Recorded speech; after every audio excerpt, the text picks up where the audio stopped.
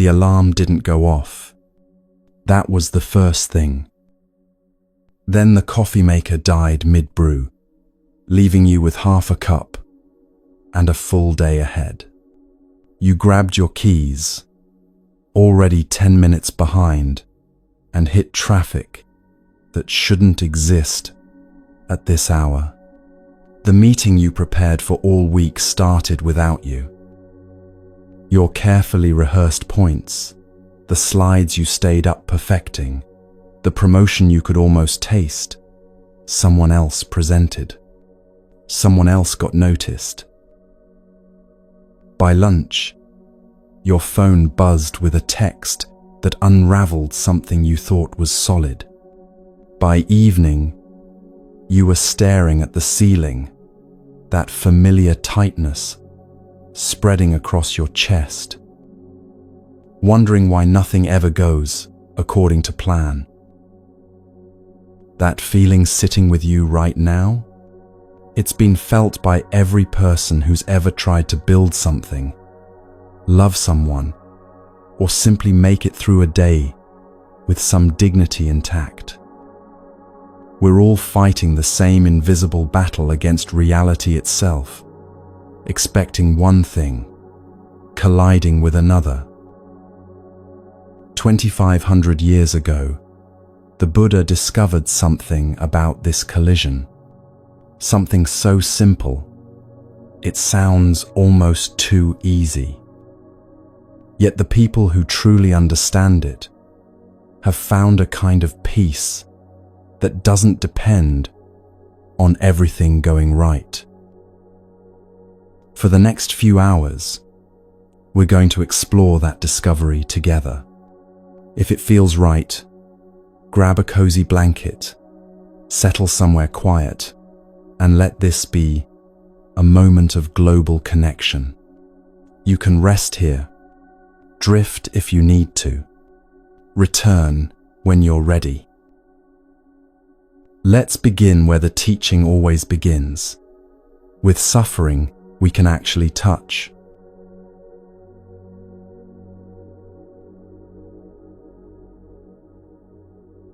Picture this. You're driving home after a long day, finally heading toward rest, toward your couch, toward that moment when you can just stop. You turn onto the street that leads to the highway, and there it is, the railroad crossing. The lights start flashing, the bells start ringing. The black and white striped arm descends across the road, and you press the brake. Then you see it. The train. Not a quick passenger train that'll pass in 30 seconds. A freight train. One of those impossibly long cargo trains that seems to stretch all the way back to another state. Car after car after car. Each one identical. Each one another few seconds of your life. Ticking away. A car pulls up behind you, then another. You're all stuck now. A little community of strangers bound together by this massive train that doesn't care about any of your plans. 5 seconds pass. 10. 15. And then you hear it. The third car back starts honking.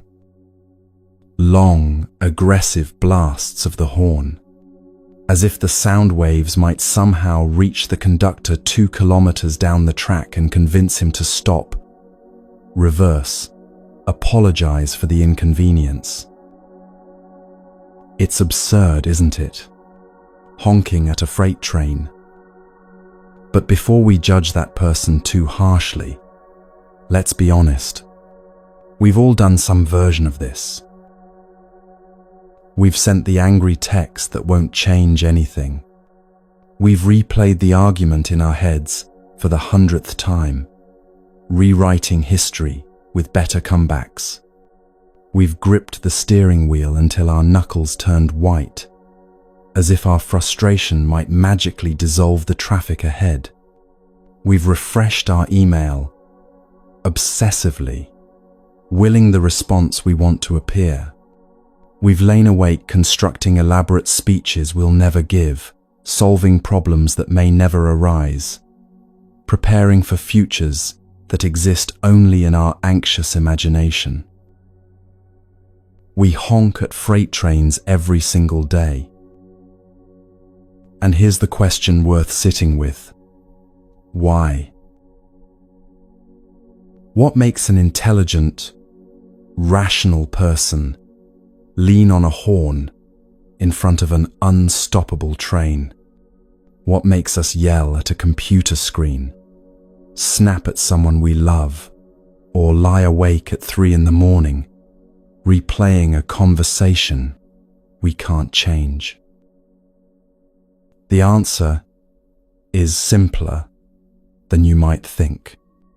We do it because we haven't surrendered. We haven't accepted that this moment, exactly as it is the only moment we actually have. Let's back up for a second. Let's talk about expectations. Expectations aren't the enemy. We need them to function. You expected gravity to work this morning when you got out of bed, and that expectation served you well. You expected your door to open, your car to start, language to carry meaning from one person to another. Expectations help us navigate reality. You're listening to this right now because you have some expectation that spending these hours might offer something valuable. That's a healthy expectation. It brought you here. It opened you to learning. So expectations themselves aren't the problem. The problem is what happens when they become rigid, when they calcify into demands, when they transform from flexible preferences into ironclad requirements for your happiness. Think about your day today. Before it even started, you had a plan. Maybe not a detailed schedule, but a general sense of how things should unfold. You'd wake at a certain time, feel a certain way, accomplish certain things. You'd have certain conversations, receive certain responses, experience certain outcomes. And woven into that plan, often invisibly, was an assumption. The assumption that if these things happened in this way, you'd be okay. You'd be happy, or at least content. You'd feel some sense of accomplishment, some sense of worth. But then reality showed up. And reality, as it tends to do, had its own plans. The meeting went differently than you expected. The person you needed to talk to wasn't available. Your body felt tired when you wanted it to feel energized. The weather didn't cooperate. Someone said something that landed wrong. The email you were counting on didn't arrive. Small things, maybe, barely worth mentioning. But here's what happens in that gap between what you expected and what actually occurred. In that space, something ignites.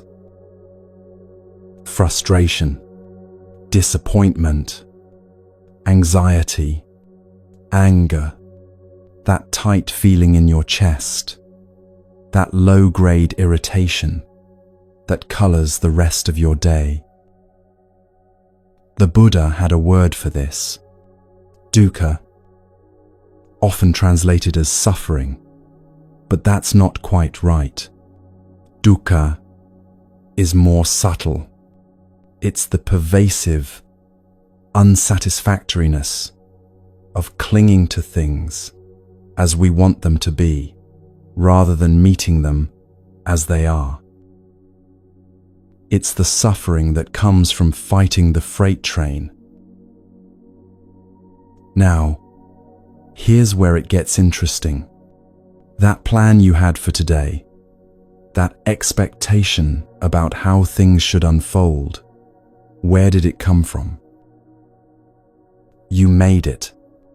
Your mind constructed it, piece by piece, based on past experiences, hopes, fears, desires, and 1,000 other variables.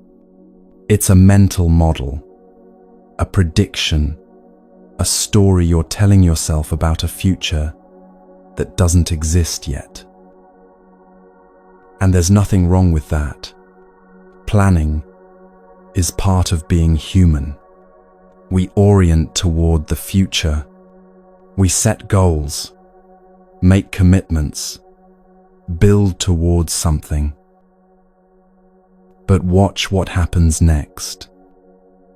We take that mental construct, that fantasy of how things will be, and we attach to it. We grip it tightly. We say, "This is how it must be for me to be happy. This is how it must unfold for me to feel okay about myself, my day, my life." That attachment, that insistence, is what the Buddha called craving. And craving, he taught, is the root of suffering. Not the expectation itself, the rigidity around it, the should that we bolt onto reality. You should have gotten that promotion. The conversation should have gone differently. They should have understood what you meant. The traffic should not exist at this hour. Your body should feel better. The world should be more fair. Each should is a tiny prison bar. String enough of them together, and you've built a cage around your own peace. And here's what's particularly painful about this cage. You're the one who built it. You're the architect of your own confinement. The bars aren't made of steel, but of insistence, of refusal, of demanding that reality be different before you'll allow yourself to rest. Watch how this plays out in the smallest moments of your day. You're making breakfast and you drop a spoon. It clatters on the floor, and immediately there's a flash of irritation. Why? Because you expected breakfast to go smoothly, and now it hasn't. A tiny expectation, a tiny disappointment, a tiny moment of suffering. Multiply that by the dozens or hundreds of small expectations you carry through a single day, and you begin to see why you feel so tired by evening. You've been in subtle battle with reality all day long, fighting 1,000 small freight trains. At a meditation retreat, a woman sat in the opening session as the teacher introduced the theme for the weekend: love and compassion. The foundations of Buddhist practice, the heart of transformation. From across the room, someone sighed. Then a voice, not quite under the breath, said, "Compassion again. I already know about compassion." This woman had attended this retreat for several years running. She was clearly dedicated to her practice, devoted to understanding the Dharma. And, in a way, she was right. She'd heard teachings on compassion many times. She'd been in that room for years, listening to talks about opening the heart, about meeting others with kindness, about recognizing suffering in ourselves and in the world. She'd read books about it. She could probably explain the concept beautifully if asked. But knowing about compassion and being compassionate are two completely different things. You can know the chemical formula for water and still die of thirst. You can memorize every instruction for swimming and still drown if you never get in the pool. You can understand intellectually that expectations cause suffering and still honk at the freight train every single day. This is one of the most important distinctions on the spiritual path. The difference between conceptual understanding and embodied realization. The Buddha taught 3 stages of wisdom. First comes hearing, receiving the information, absorbing the teaching. You listen to a talk, you read a book, you learn that attachment causes suffering. That's stage 1.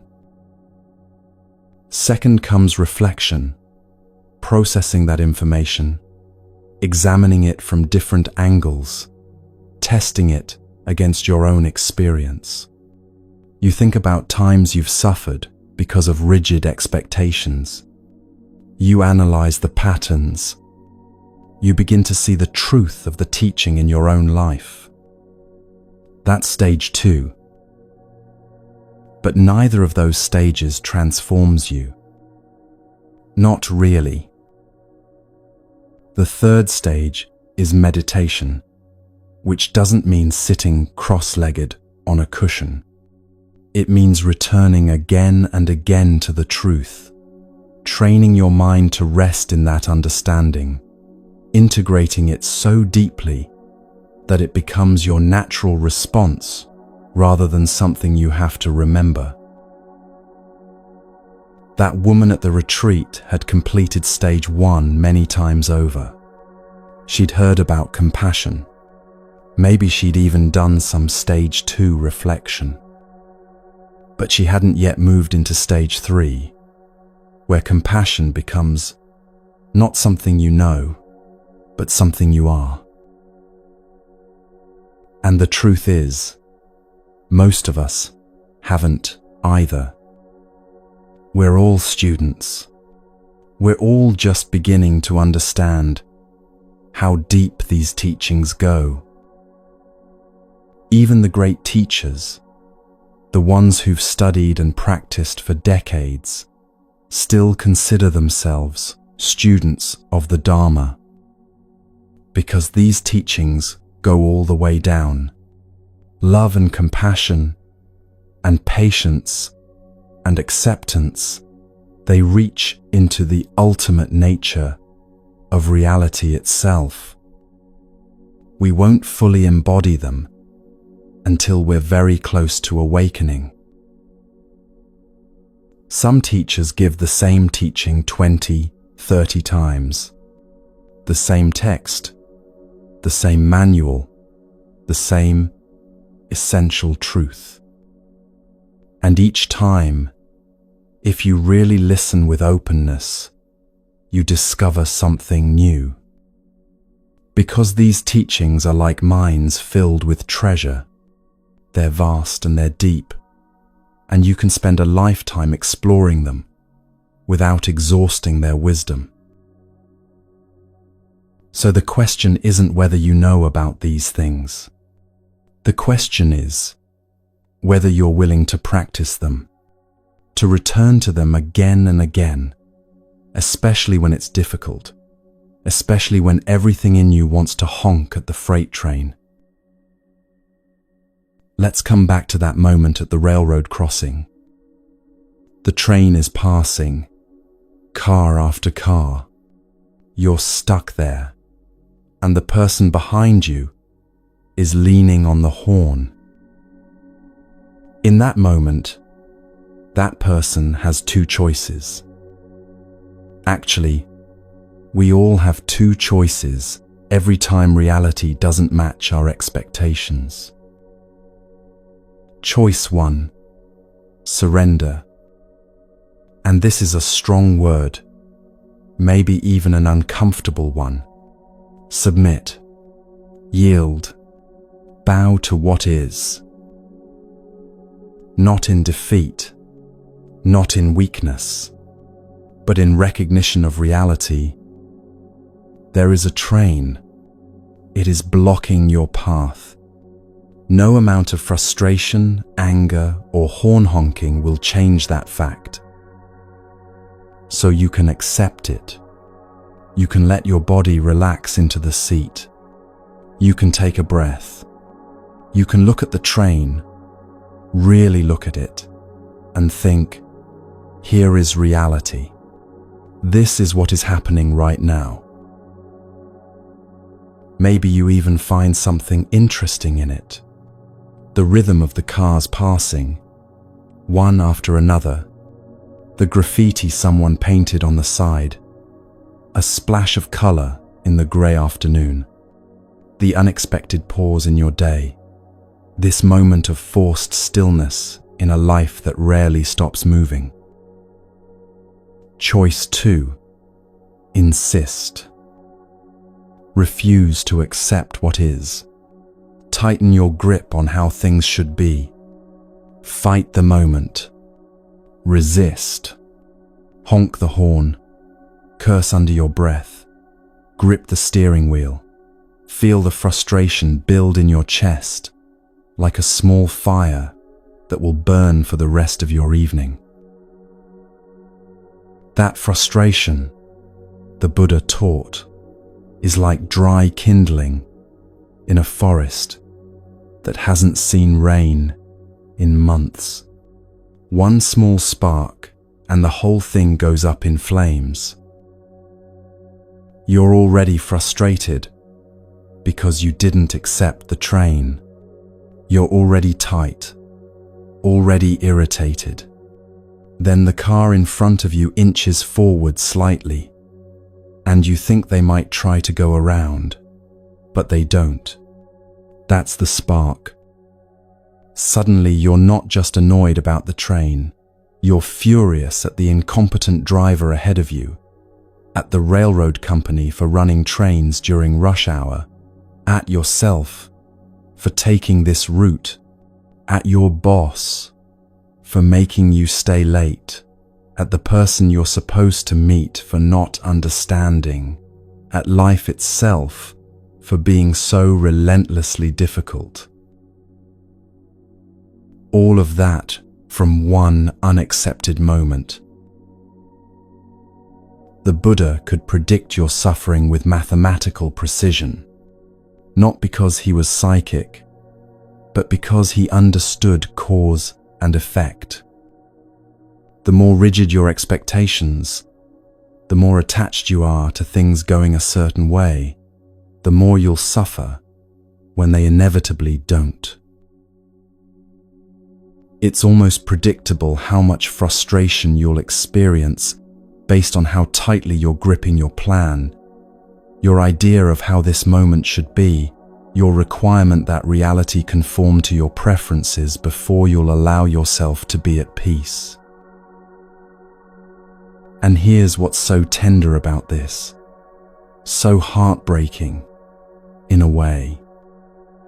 You're not doing it because you're bad or broken or failing spiritually. You're doing it because you think your happiness lives in the future. You think your happiness is in getting that promotion, having that conversation go well, arriving on time, checking off all the items on your list. You've placed your peace somewhere up ahead, contingent on conditions being just right. But peace doesn't live in the future. It can't. The future is a fantasy, a mental construct, a prediction that may or may not unfold the way you imagine. Peace lives here, right in this moment, exactly as it is. And the only thing standing between you and that peace is your insistence that this moment should be different. Let that land for a second. The only thing between you and peace right now is your argument with reality. Not the traffic, not the difficult person, not the unmet expectation. Your resistance to what is. This is what the Buddha meant when he taught about acceptance as the doorway to peace.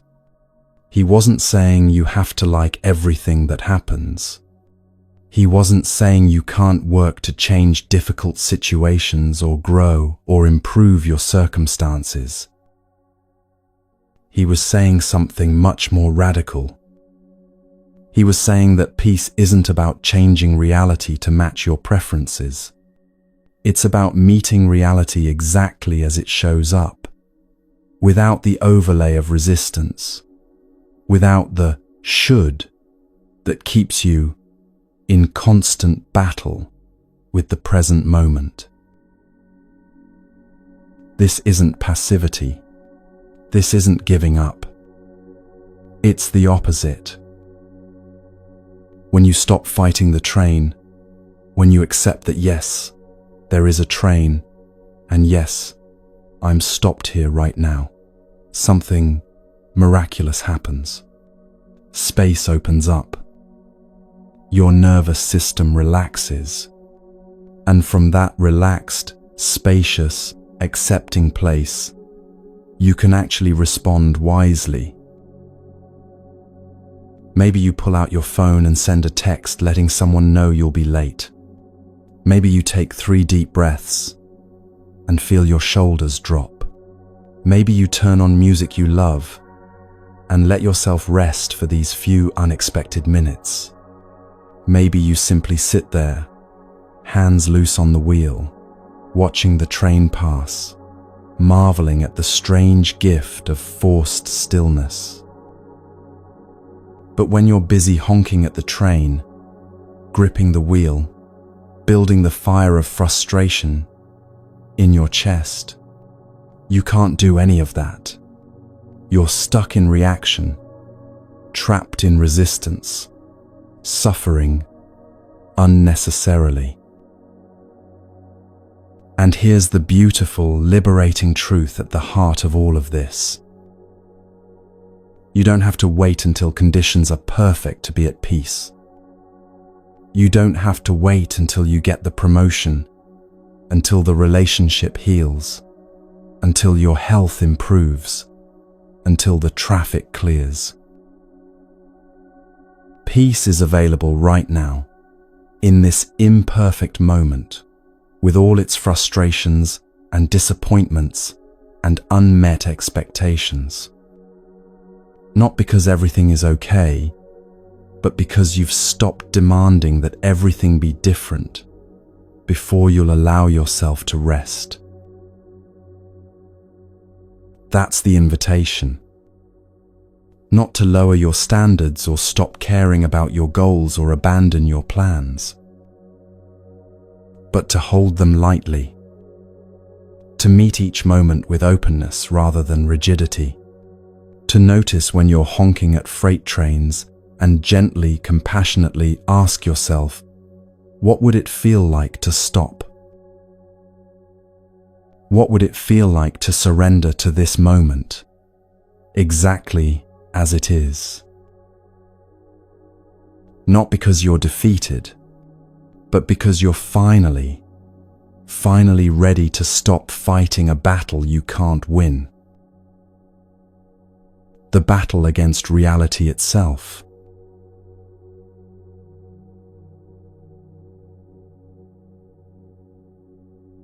Let's talk about the word that might make you uncomfortable. Acceptance. For some of you, just hearing that word creates resistance, because acceptance sounds like defeat. It sounds like rolling over, giving up, letting people walk all over you. It sounds like resigning yourself to a life you don't want, staying in situations that hurt, surrendering your power to change anything. So, before we go any further, let's be very clear about what acceptance is not. Acceptance is not passivity. It's not lying down in the middle of the road and letting life run you over. It's not staying in a job that's killing your spirit or a relationship that's causing harm. It's not pretending everything is fine when it clearly isn't. Acceptance is not weakness. It doesn't mean you lack courage or ambition or the ability to stand up for yourself. It doesn't mean you're a doormat or that you've given up on your dreams. And acceptance is absolutely not resignation. It's not the exhausted sigh of someone who's tried everything and failed. It's not despair wearing a spiritual mask. So if acceptance isn't any of those things, what is it? Acceptance is meeting reality exactly as it is in this moment, without the layer of resistance that creates suffering. It's seeing clearly what's actually happening, rather than arguing with it, denying it, or demanding it be different before you'll acknowledge its existence. Think of it this way. Reality is what's already here. The train is blocking the road. The diagnosis came back with news you didn't want. The person you love made a choice you can't control. The promotion went to someone else. Your body hurts in ways it didn't used to. These are facts. They exist. They're happening or have happened, regardless of whether you like them, approve of them, or think they're fair. Resistance is the voice that says, "But this shouldn't be happening. This isn't right. This isn't fair. This isn't what I worked for, hoped for, deserved." And that voice, that resistance, is where your suffering lives. Not in the reality itself, in your refusal to meet it. Here's the teaching that lies at the heart of this understanding. It's simple, almost mathematical in its clarity. Acceptance leads to peace. That's the causation. That's the chain of events.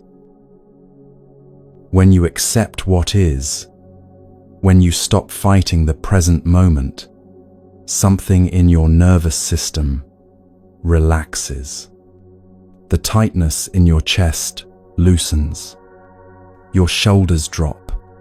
Your jaw unclenches. And in that relaxation, in that softening, peace becomes possible. Not because everything suddenly got better, but because you stopped making it worse with your resistance. There was a man driving to an important meeting, one of those meetings that felt like it could determine the direction of his career.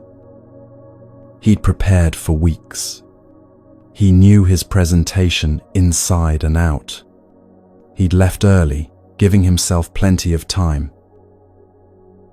Then he hit traffic. Not the slow-moving kind where you can at least inch forward. The completely stopped kind. Brake lights stretching to the horizon. Everyone motionless. Trapped. He did what most people do. He checked his phone for alternate routes.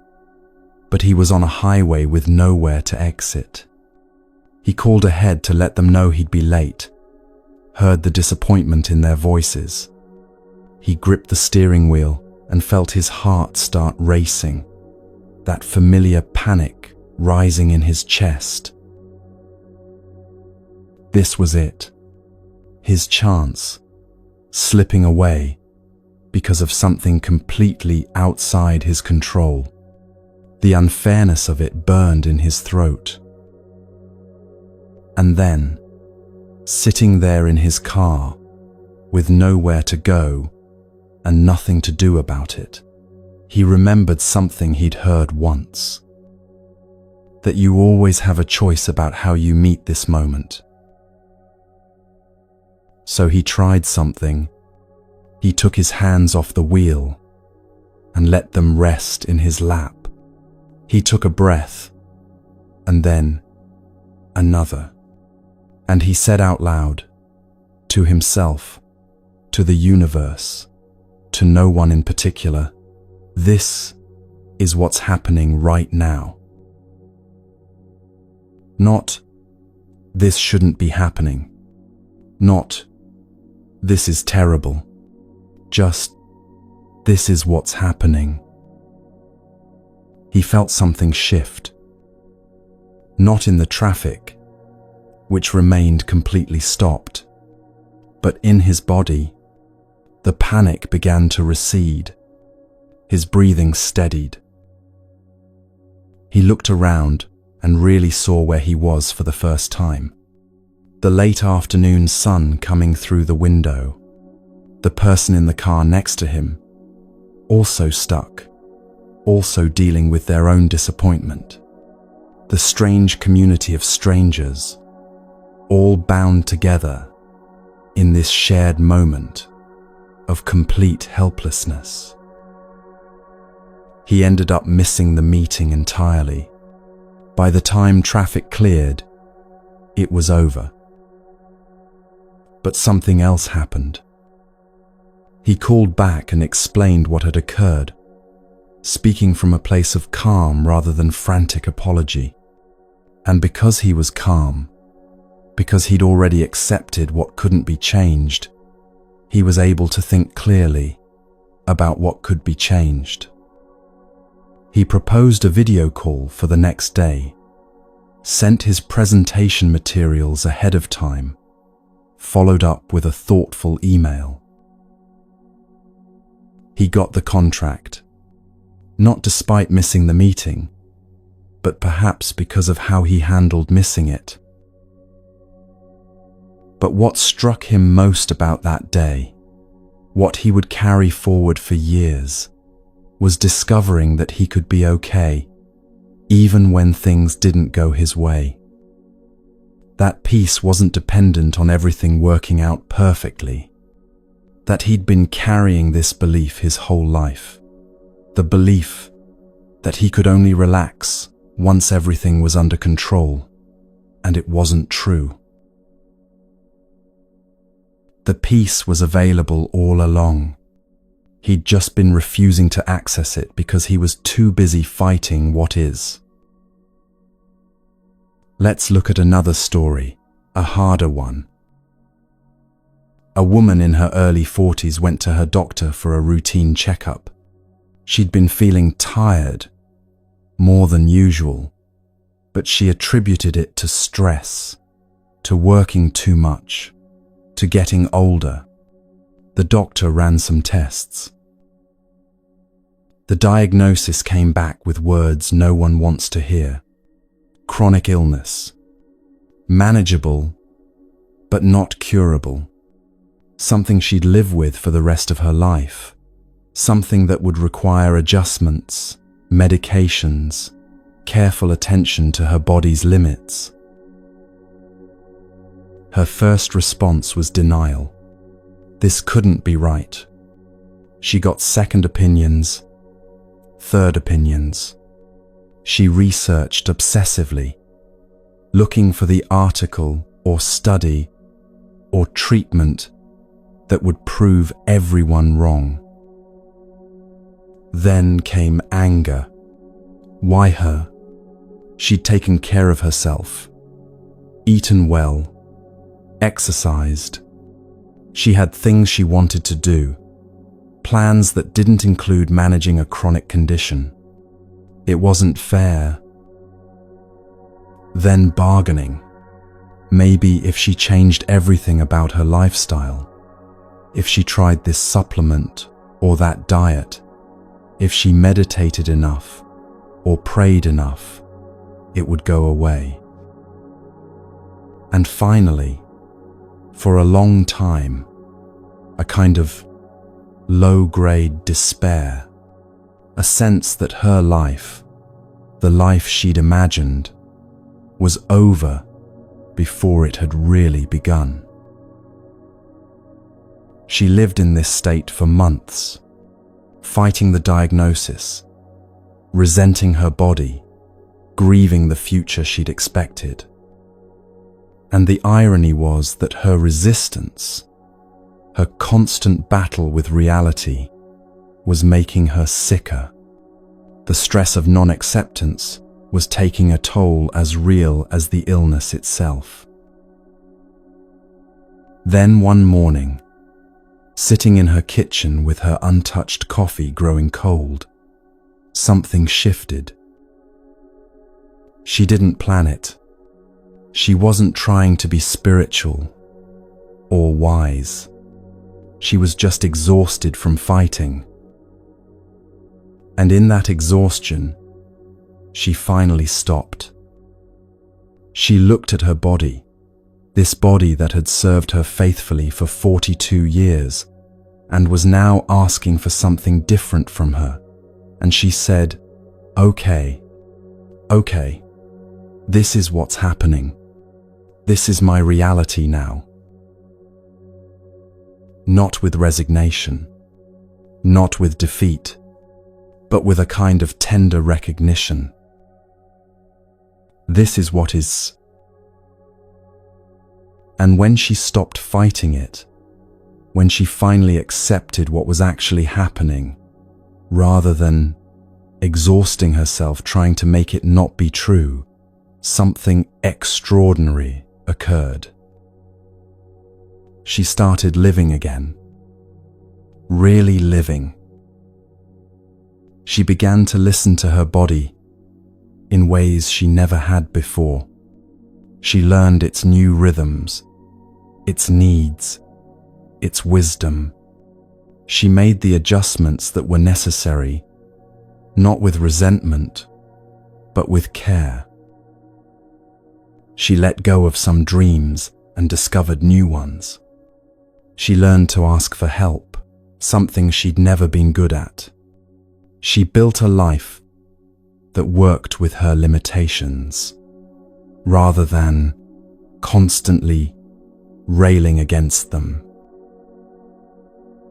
And years later, looking back, she would say something profound. The diagnosis didn't change.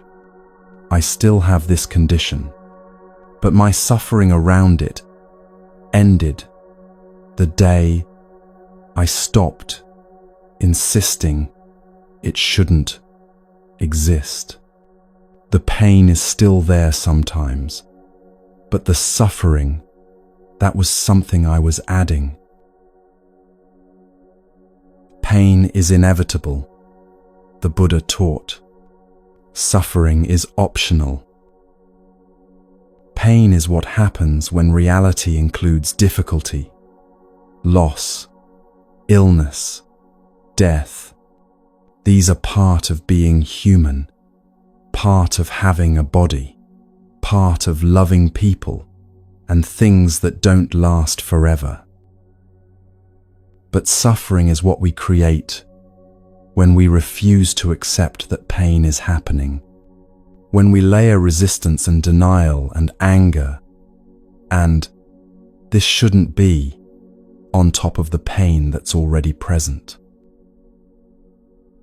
Acceptance doesn't eliminate pain, but it eliminates the suffering we create by fighting the pain, denying it, or believing we shouldn't have to feel it.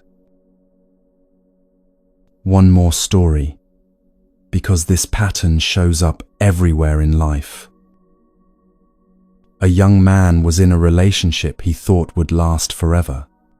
5 years together, plans for marriage, a whole future, carefully constructed in both their imaginations. Then one evening, she told him she couldn't continue.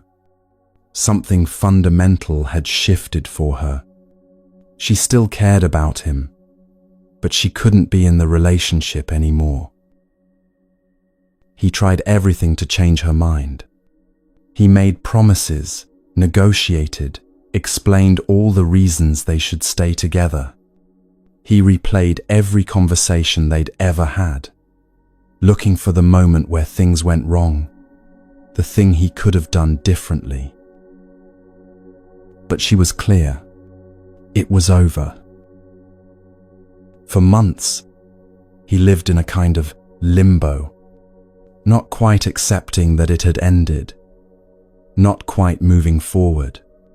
He kept texting her, suggesting they meet for coffee, to talk things through one more time.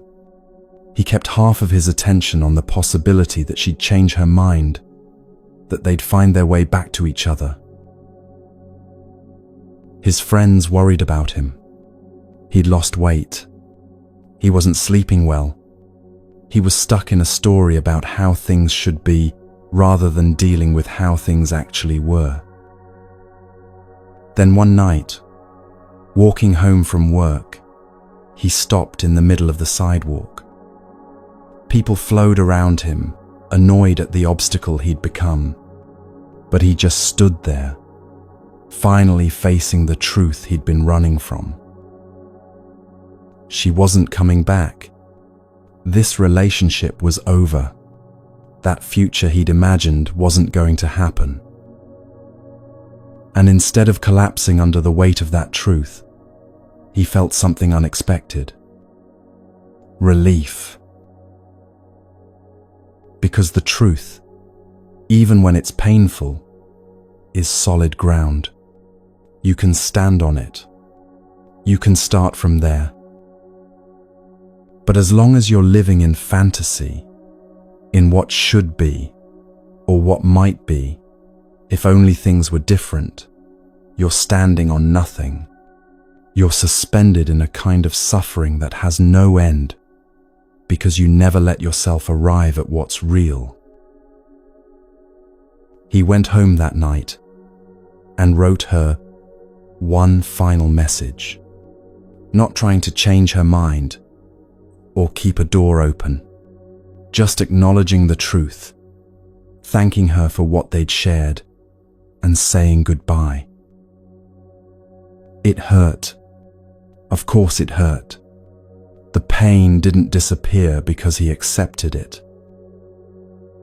But the suffering did.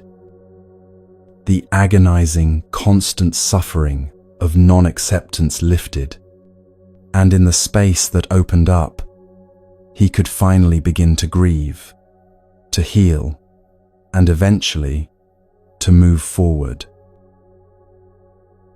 6 months later, he would reflect on something profound. When I was fighting the breakup, trying to make it not be true, I was completely stuck. I couldn't move forward because I was using all my energy trying to go backward. The day I accepted it, really accepted it, I had my life back. Not the life I'd planned, but my life. And I could finally start living it.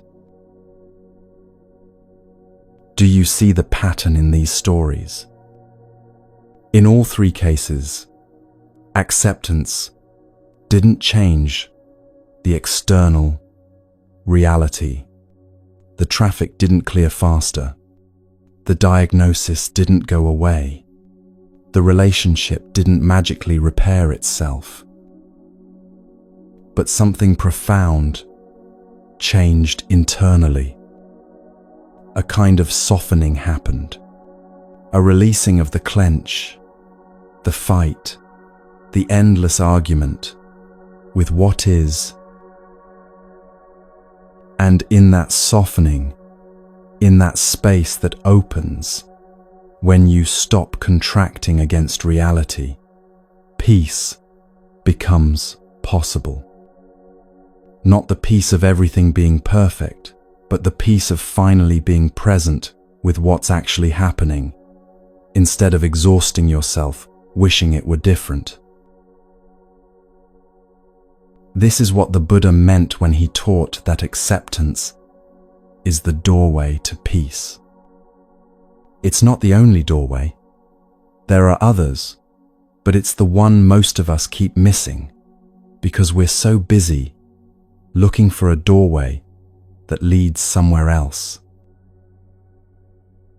We want the doorway that leads to the life we planned, the circumstances we prefer, the reality where everything goes our way.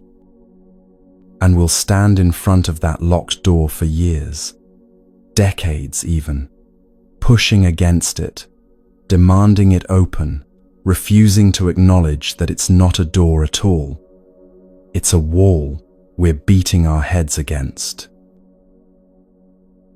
Meanwhile, the actual doorway, the one that leads to peace, is right here. It's always been right here. It's simply the doorway of accepting what is. And here's what's so beautiful, so liberating about this teaching. Acceptance doesn't trap you in circumstances you don't want. It's actually the opposite.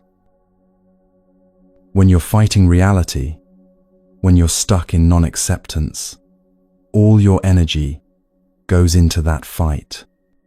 You can't see clearly because you're so busy arguing with what you're seeing. You can't act wisely because you're acting from a place of resistance and reactivity.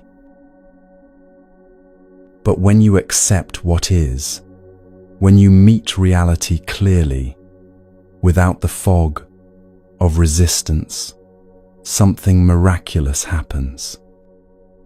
You can finally respond instead of react. You can ask, okay, this is what's happening. Given this reality, what's the wisest thing to do? The man in traffic, once he accepted he'd missed the meeting, could think clearly about next steps. The woman with the diagnosis, once she accepted her condition, could make wise choices about her treatment and lifestyle. The young man, once he accepted the breakup, could begin the actual work of healing rather than staying stuck in fantasy. Acceptance creates space. Space for clarity, for wisdom, for action that actually helps, rather than action that comes from panic and denial. Think about it in your own life. When you're fighting something, resisting it, how much energy does that take? How much mental space does it occupy? How much of your day is spent in that internal battle? Now imagine what would become available if you could redirect that energy, not toward resignation or passivity, but toward wise, clear-eyed action based on reality as it actually is. That's the gift of acceptance. It frees up everything you've been using to fight the unchangeable and makes it available for engaging skillfully with what can actually be changed. But here's the thing about acceptance that nobody tells you. It's not a one-time event. It's not like you accept something once and then you're done. Acceptance is a practice, a returning, something you have to choose again and again, especially with the hard things, the things that hurt, the things that feel unfair. The woman with the chronic illness didn't accept once and never struggle again. There were mornings when she woke up and felt the familiar resistance rising, the why me, the grief, for the life she'd imagined. But she'd learned something crucial. She'd learned how to recognize that resistance and how to soften around it, how to come back to acceptance even when it was hard. This is the practice. This is what we're actually training in. Not becoming people who never resist or never wish things were different, but becoming people who can recognize when we're resisting and choose to meet reality instead of fighting it. And slowly, gradually, that choice becomes easier. The pathway of acceptance gets worn smooth from walking it so many times. The softening becomes more familiar than the clenching. Peace becomes more accessible than suffering. Not because your life becomes perfect, but because you've stopped requiring perfection as the price of your peace. There's a teaching that appears often in Buddhist texts. Trying to avoid pain by controlling circumstances is like trying to cover the whole earth in leather, so you never have to encounter rough ground. It's impossible, exhausting, and completely misses the point. The alternative? Put on shoes.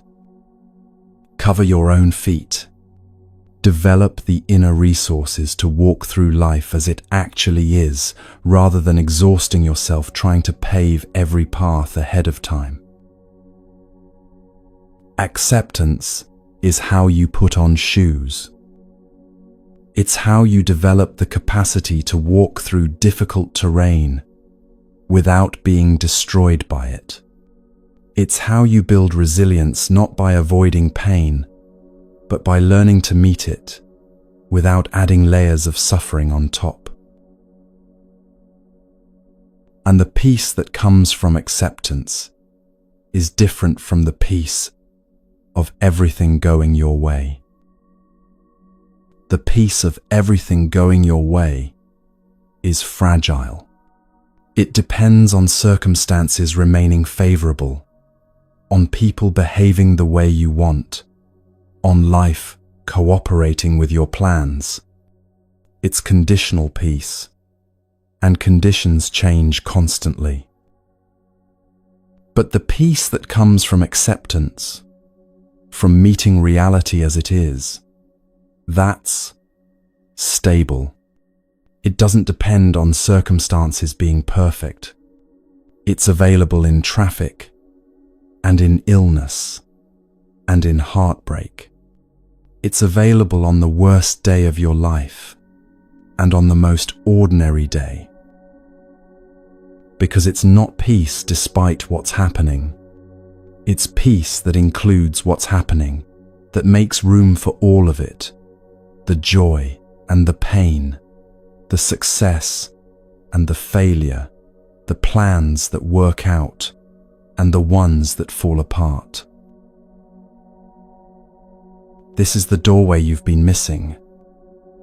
Not the doorway to a perfect life, but the doorway to being at peace with the life you actually have.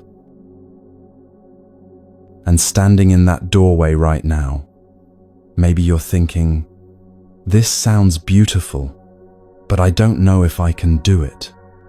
I don't know if I have what it takes to accept things, especially the hard things, the unfair things, the losses I never wanted to face. And you're right to wonder, because acceptance requires something you might think you don't have enough of. Something you've probably never considered a spiritual practice. Something that sounds ordinary but turns out to be the key to everything. It requires patience.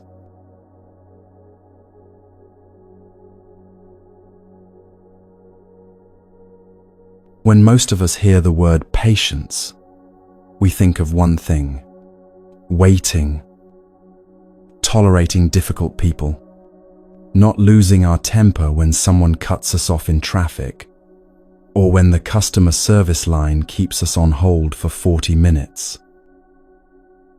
But in Buddhist teaching, patience is much more than that. It's not just about controlling your frustration when others irritate you. It's actually one of the most profound practices on the path to freedom, one of the most powerful antidotes to suffering. The Buddha taught 3 types of patience, 3 branches growing from the same trunk. And if you can develop these 3 forms of patience, you'll find that most of your suffering begins to dissolve. The first type is the one we're most familiar with: patience with other people. Patience when someone treats you poorly, when they don't understand, when they say the wrong thing, or do the wrong thing, or simply exist in a way that irritates you. Let's start there, because that's where most of us struggle most visibly. Think about the last time someone really got under your skin. Maybe it was someone close to you, someone whose behavior you've been trying to change for years. Maybe it was a stranger, someone you'll never see again but who managed to ruin your afternoon with one careless action. Why did they trigger you so strongly? Why did their words or actions create such turbulence inside you? Here's what most people don't realize.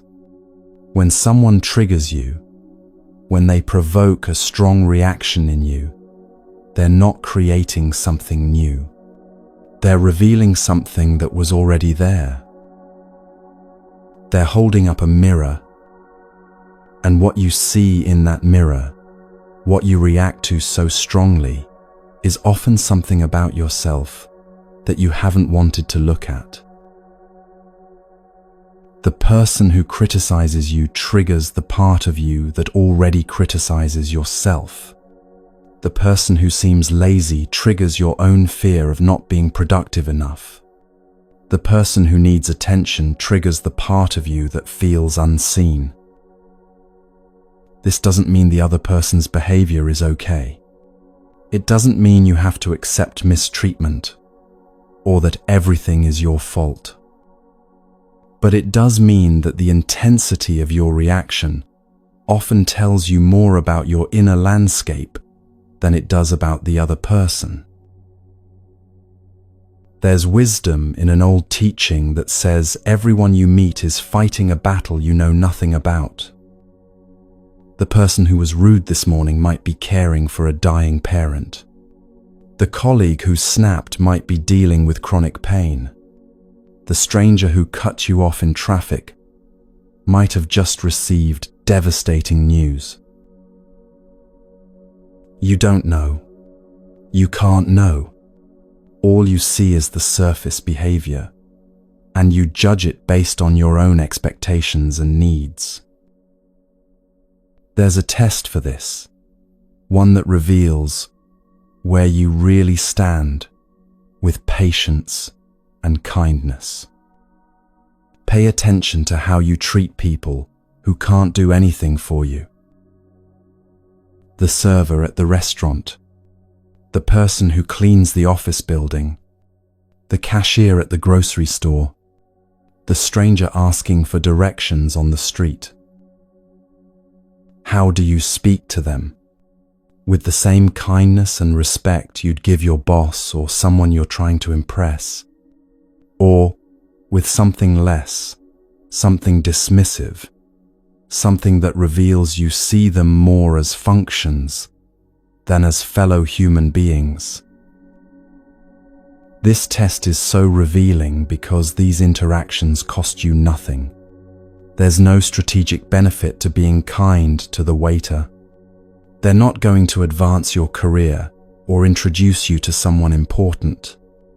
So how you treat them shows who you are. When there's no incentive to perform kindness, when you're just being yourself. Think about the person who's pleasant and charming in meetings with executives, but dismissive or rude to the receptionist on the way out. That disparity reveals something important. It shows that the kindness in the meeting wasn't really kindness at all. It was strategy, performance, self-interest, disguised as courtesy. Real kindness doesn't discriminate based on who can help you. It extends to everyone because it comes from a different place entirely, from seeing the shared humanity in every person you encounter, regardless of their status or what they can do for you. A woman worked in a busy office, surrounded by colleagues who found her exhausting. She was meticulous, to the point of obsession, questioning every decision, slowing down every project with her need to triple-check everything. She'd send emails late at night asking detailed questions about work that could easily wait until morning.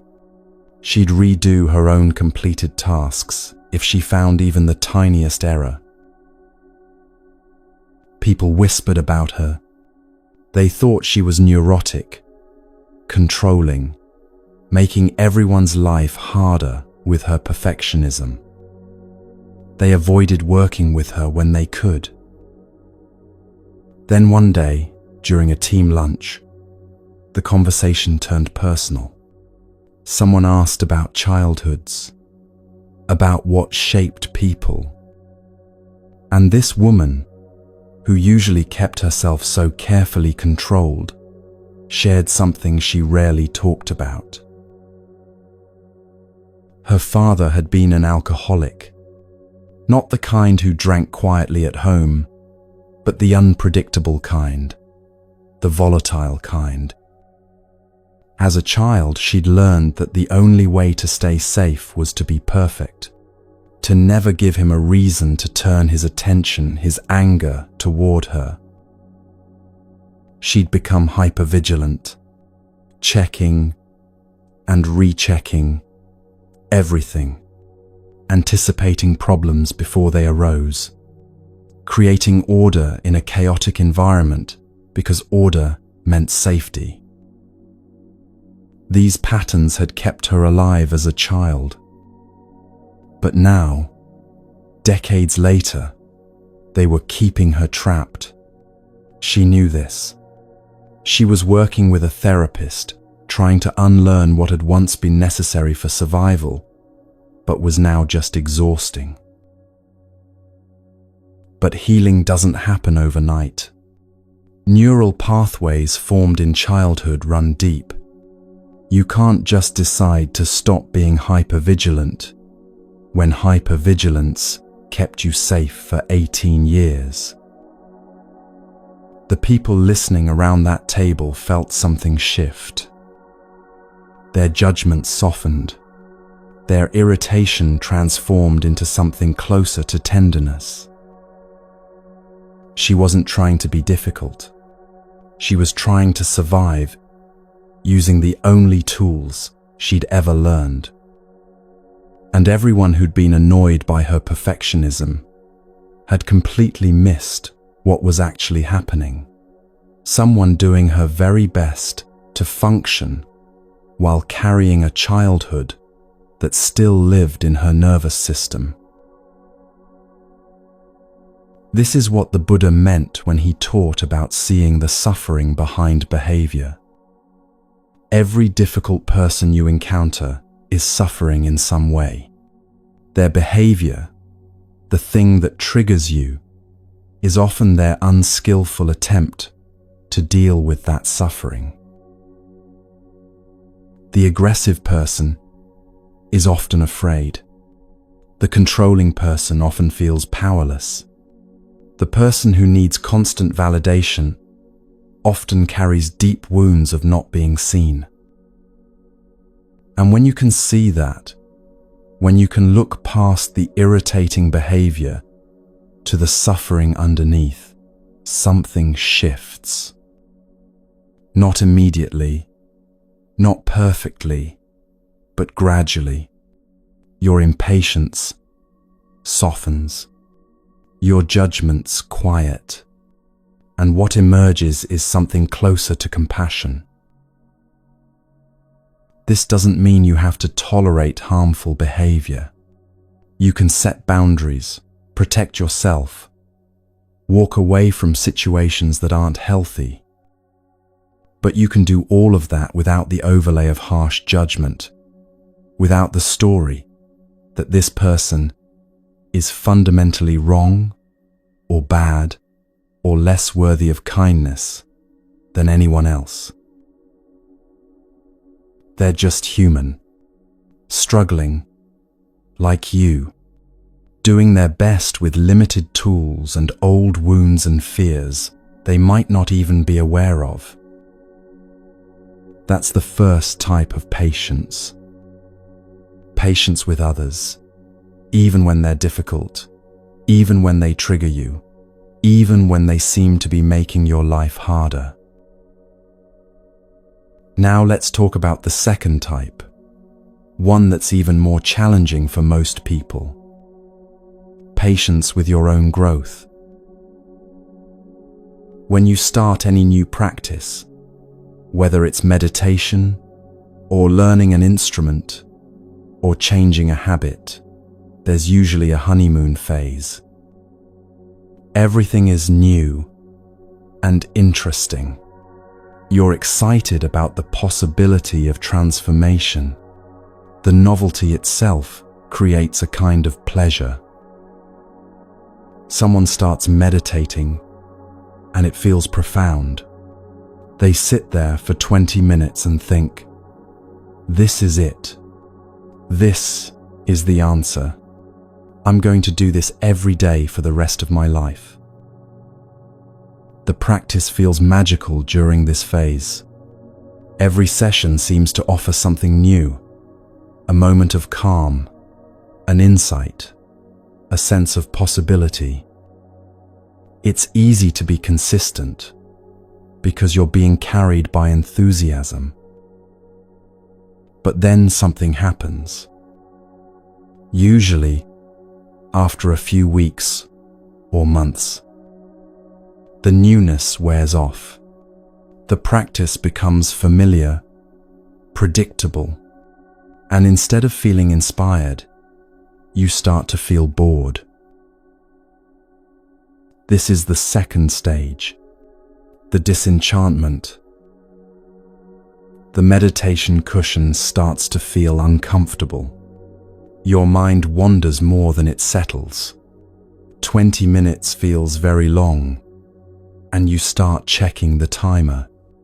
The practice that once felt like a doorway to something profound now feels like a chore, another item on an already overwhelming to-do list. And this is where most people quit. They think, this isn't working for me anymore. Maybe I need a different technique, a different teacher, a different approach. They go looking for the next thing that will recreate that honeymoon feeling, that initial spark of excitement and possibility. And they find it, briefly, before that too becomes familiar, and they're looking again. But here's what nobody tells you. The practice hasn't stopped working. You've just moved past the stage where it works by being novel and exciting. Now it's asking you to work in a different way. The boredom is actually your graduation ceremony. It's the signal that you're ready for the real practice to begin. Because in the honeymoon phase, the practice was choosing you. Your emotional reaction to it, your curiosity about it, your excitement, those things pulled you toward the cushion. You didn't need discipline because you were being carried by enthusiasm. But when the practice becomes familiar, when the novelty wears off, now you get to choose it. Now you're building something real. You're training the capacity to show up even when you don't feel like it, to choose what you value over what you want in the moment. This is where transformation actually happens. Not in the exciting moments, but in the boring ones. Not when practice feels good, but when it feels like nothing special, and you do it anyway. A man started meditating after his marriage ended. The divorce had left him unmoored, anxious, unable to sleep through the night. Someone suggested meditation, and he tried it, more out of desperation than genuine interest. At first, it was hard. His mind wouldn't settle. He'd sit there replaying arguments, imagining different outcomes, drowning in regret and what-ifs. But gradually, over weeks, he started to notice changes.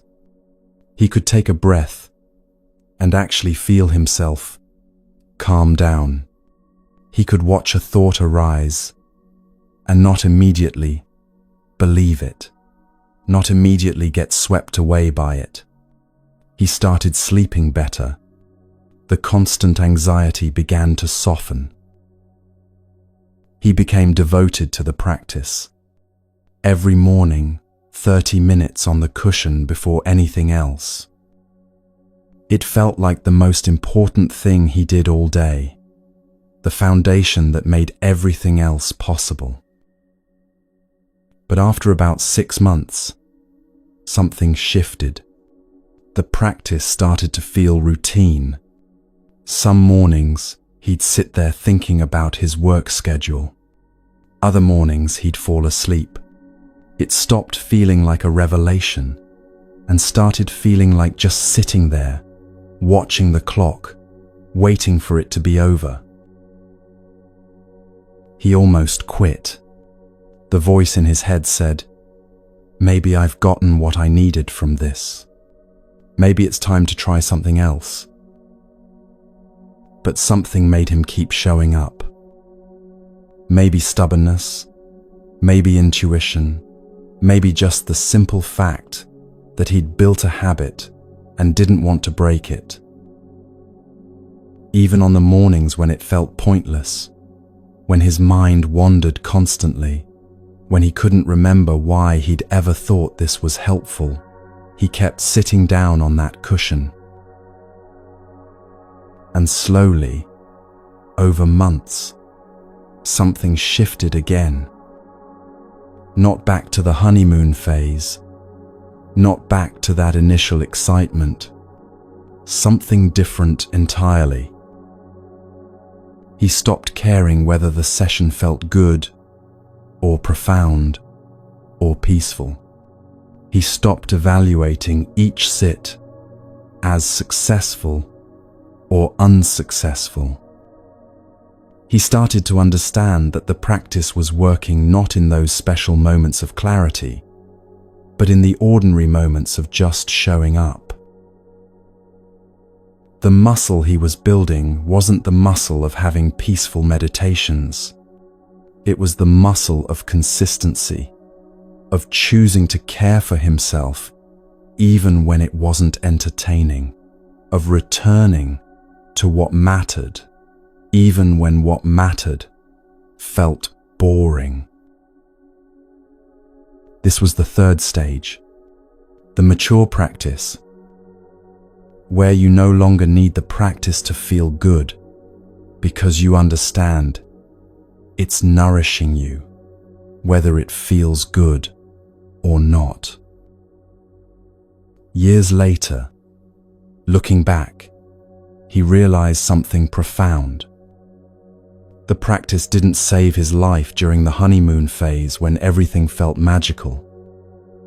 It saved his life in the disenchantment phase, in the boring middle, when he learned that he could be consistent with something even when it wasn't exciting.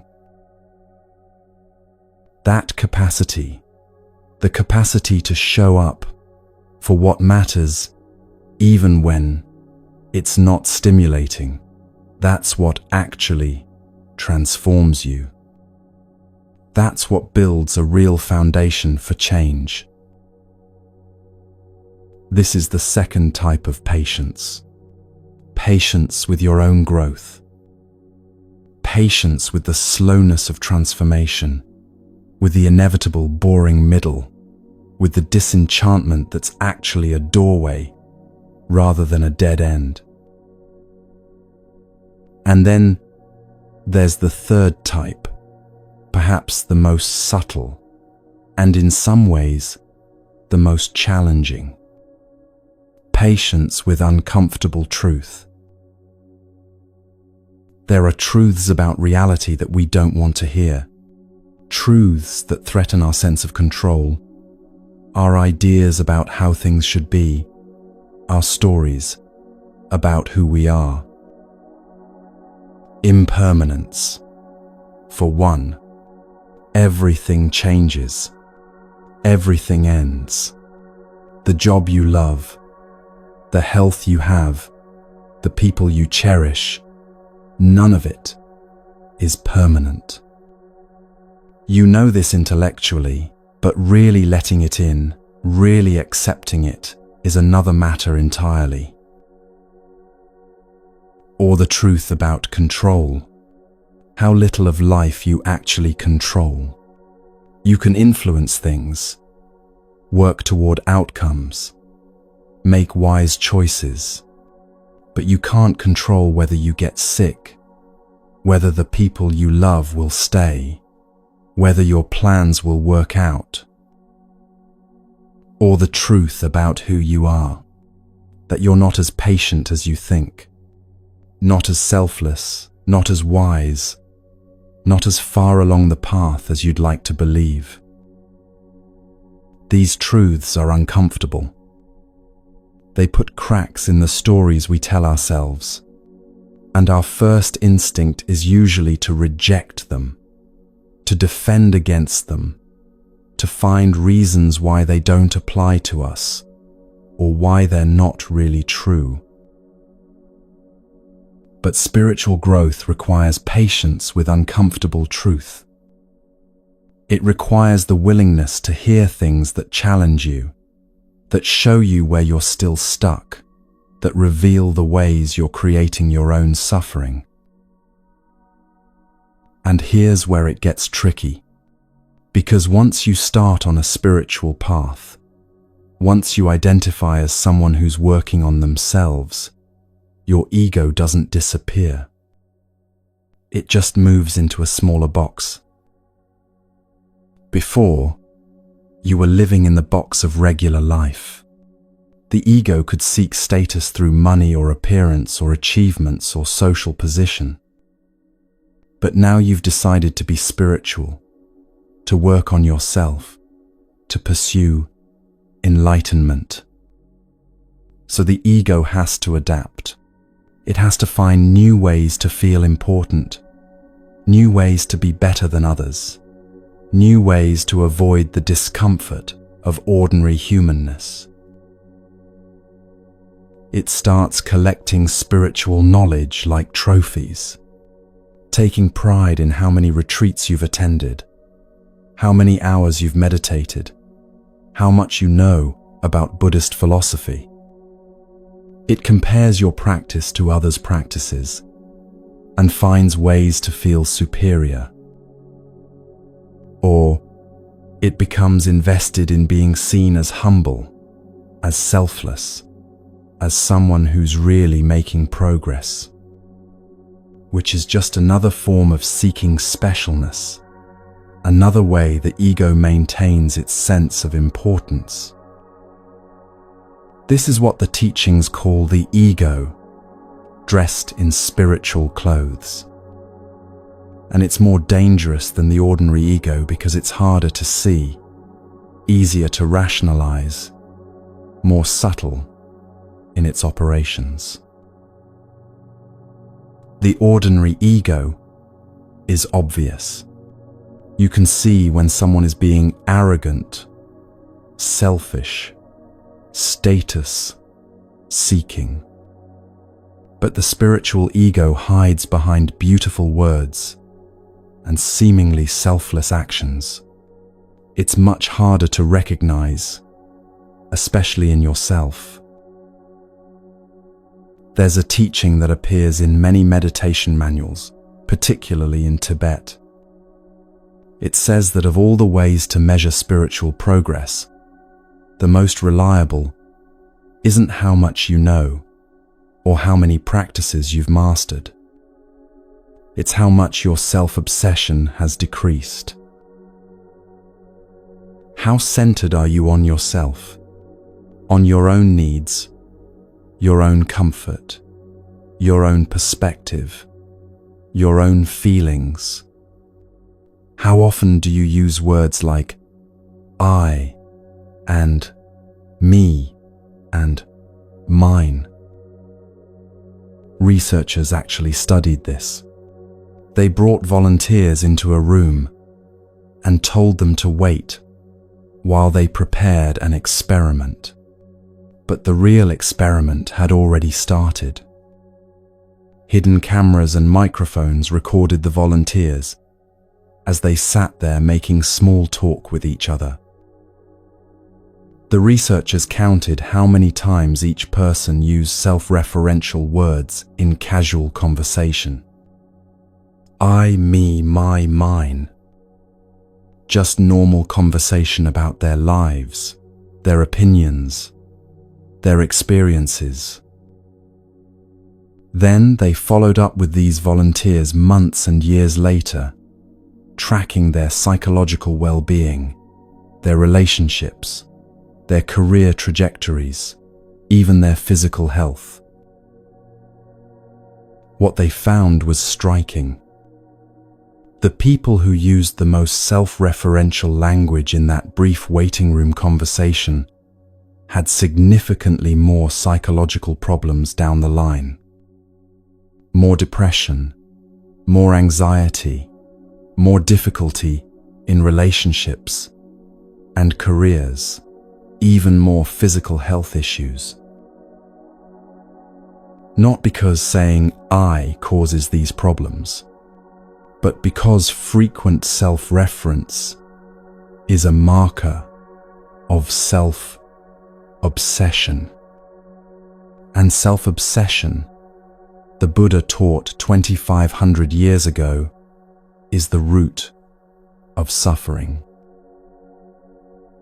When you're constantly focused on yourself, on how things affect you, on whether you're getting what you want, on protecting your image and your interests, you're trapped in a very small world. A world where everything has to revolve around your needs and preferences for you to feel okay. But the more you can step out of that self-centered view, the more you can consider other perspectives, hold your own needs lightly, recognize that you're just one person among billions, all trying to find their way, the more spacious life becomes. The more peace becomes possible. So when someone tells you a truth that threatens your self-image, what happens? When a teacher points out a blind spot, when a friend gives you feedback you didn't want to hear, when life itself shows you where you're still creating suffering. This is where patience with uncomfortable truth matters. The patience to listen without immediately defending. to consider that maybe you're wrong about something you were sure you were right about, to let your identity be challenged without collapsing or armoring against it. There's a particular kind of humility required for this. Not the false humility of putting yourself down, but the genuine humility of recognizing that you're always a student, that there's always more to learn, that the people and situations that irritate you might have something important to teach you if you're willing to listen. This humility is what opens everything. When you can say, "I don't know," when you can admit, "I was wrong," when you can hear criticism without immediately defending yourself, you become available for real transformation. Because transformation requires change, and change requires admitting that the way you've been doing things, the way you've been seeing things, might not be serving you, might, in fact, be creating the very suffering you're trying to escape.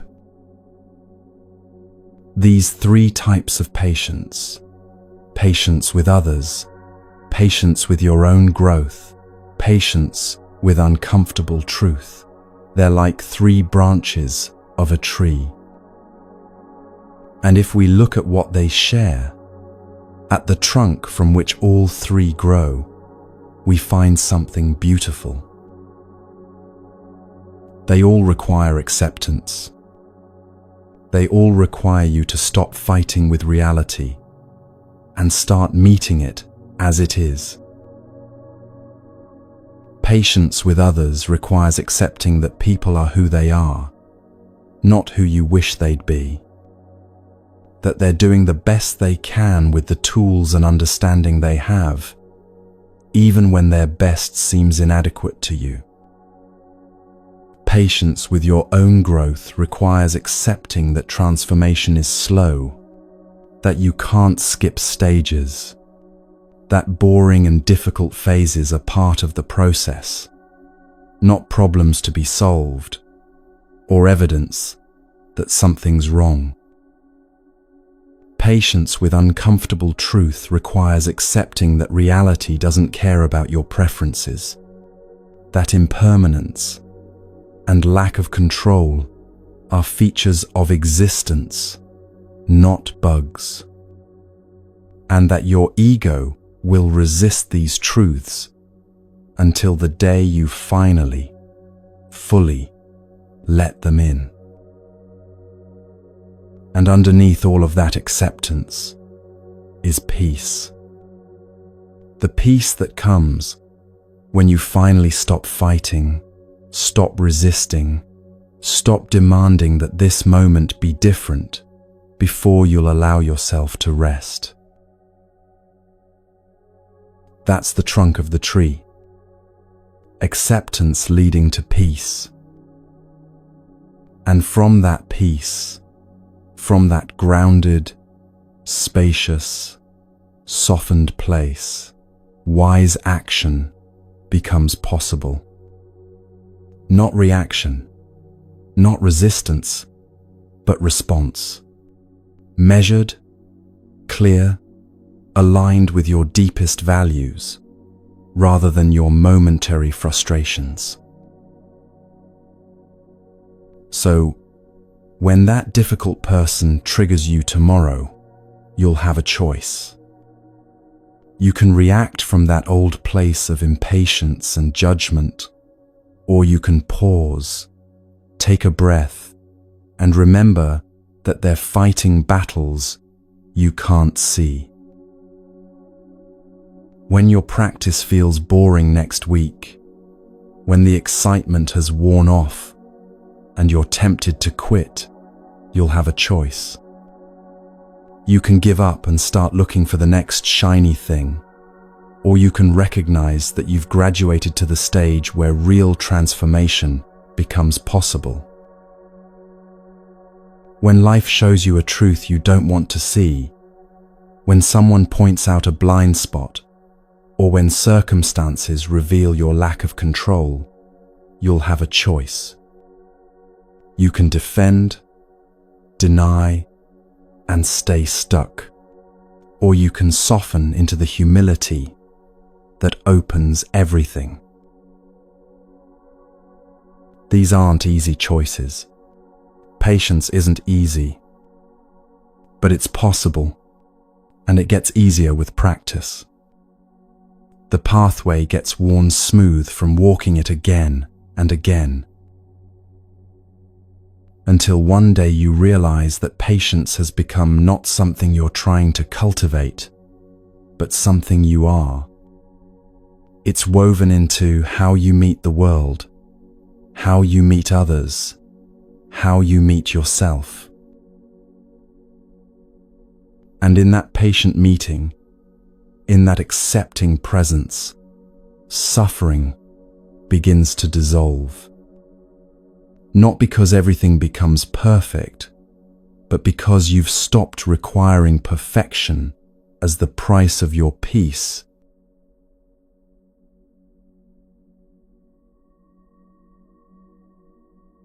Before we can accept, before we can practice patience, before we can transform anything at all, we have to learn something that sounds almost too simple to matter.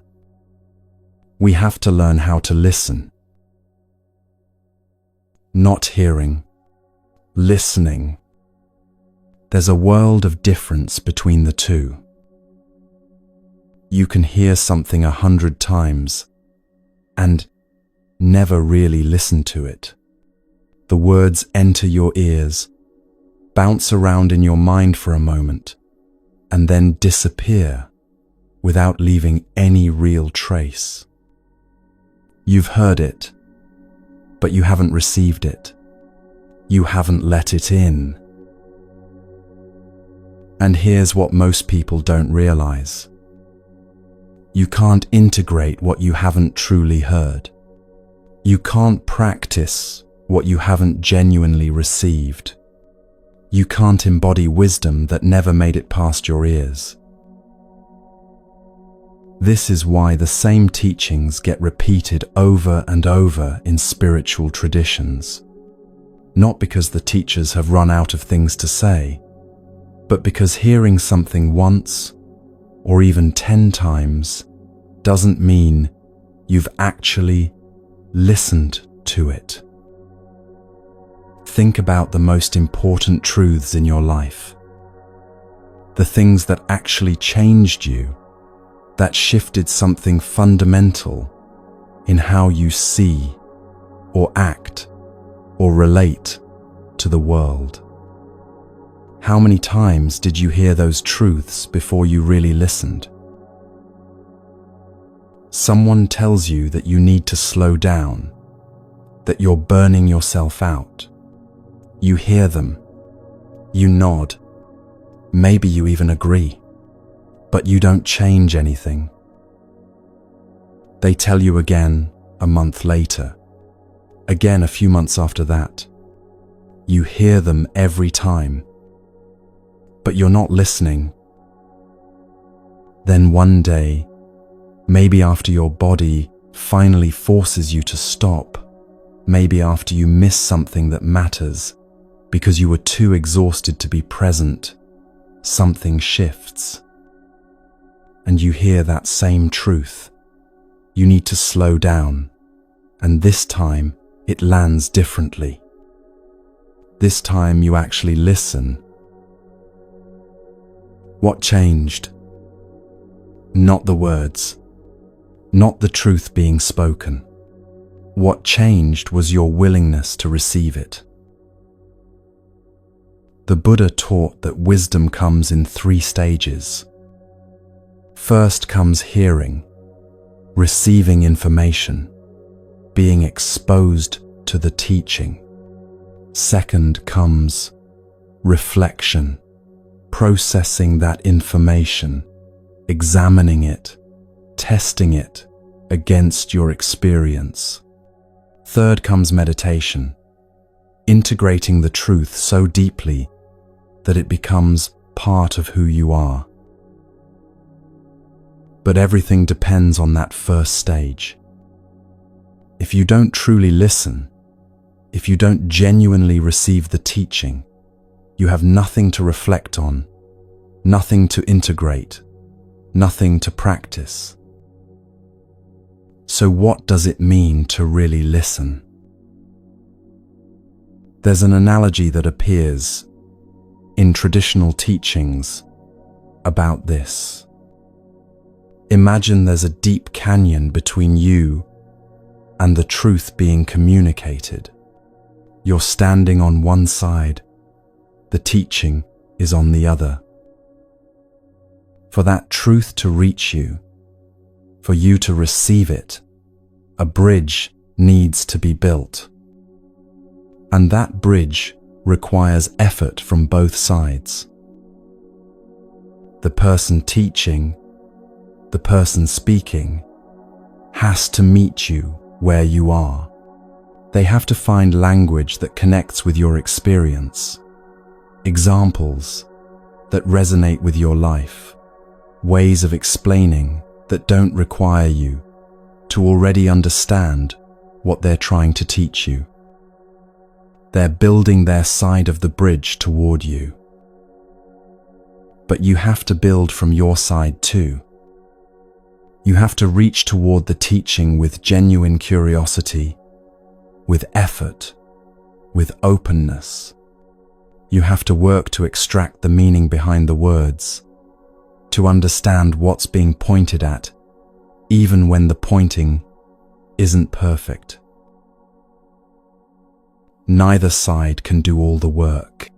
If the teacher uses language that's completely inaccessible, references experiences you've never had, assumes knowledge you don't have, their side of the bridge ends in mid-air.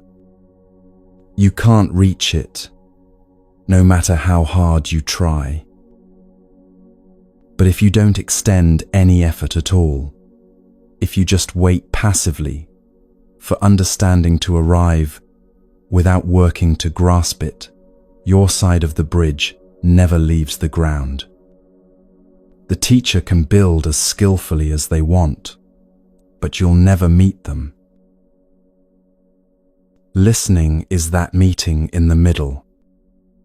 It's the moment when both sides of the bridge connect, and something can actually cross over from one understanding to another. But something gets in the way of this meeting. Something blocks most people from genuinely listening most of the time. Pride.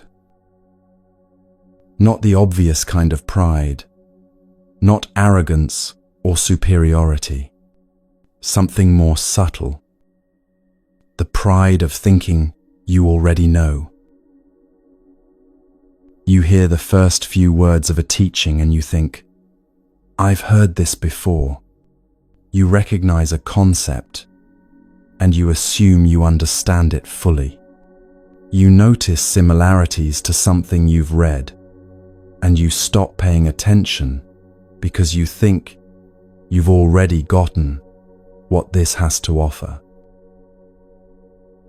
This is pride disguised as knowledge, and it closes the door to genuine listening before the listening can even begin.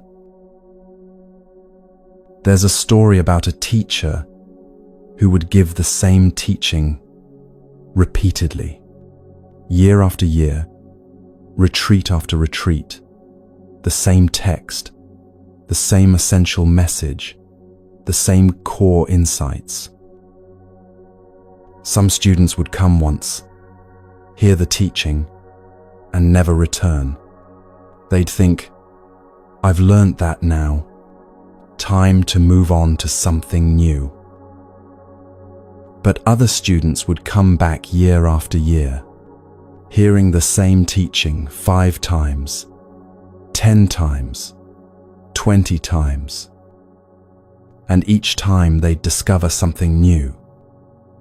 Some layer they hadn't seen before, some depth they hadn't recognized, some application they hadn't considered. What was the difference between these students? Not intelligence, not dedication. The difference was that the students who kept coming back understood something crucial. They understood that these teachings aren't information to be collected. They're depths to be explored.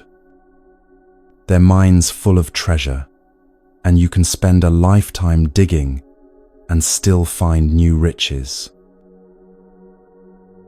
Love, compassion, patience, acceptance. These aren't concepts you learn once and check off your list. They're realities that go all the way down to the nature of existence itself.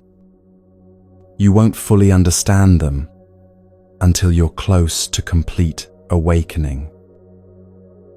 So the attitude of, "I already know this," is actually the attitude that guarantees you won't learn anything, because you've closed yourself off before the teaching even has a chance to reach you. This is why humility is essential for learning. Not the false humility of putting yourself down, but the genuine humility of recognizing that no matter how much you know, there's always more to discover. The mind needs to be open, but not so open that, as the saying goes, your brain falls out. An open mind doesn't mean believing everything you hear or accepting every teaching without question. It means being willing to consider ideas that challenge your current understanding, to sit with concepts that seem strange or uncomfortable, to explore perspectives that don't immediately align with what you already believe.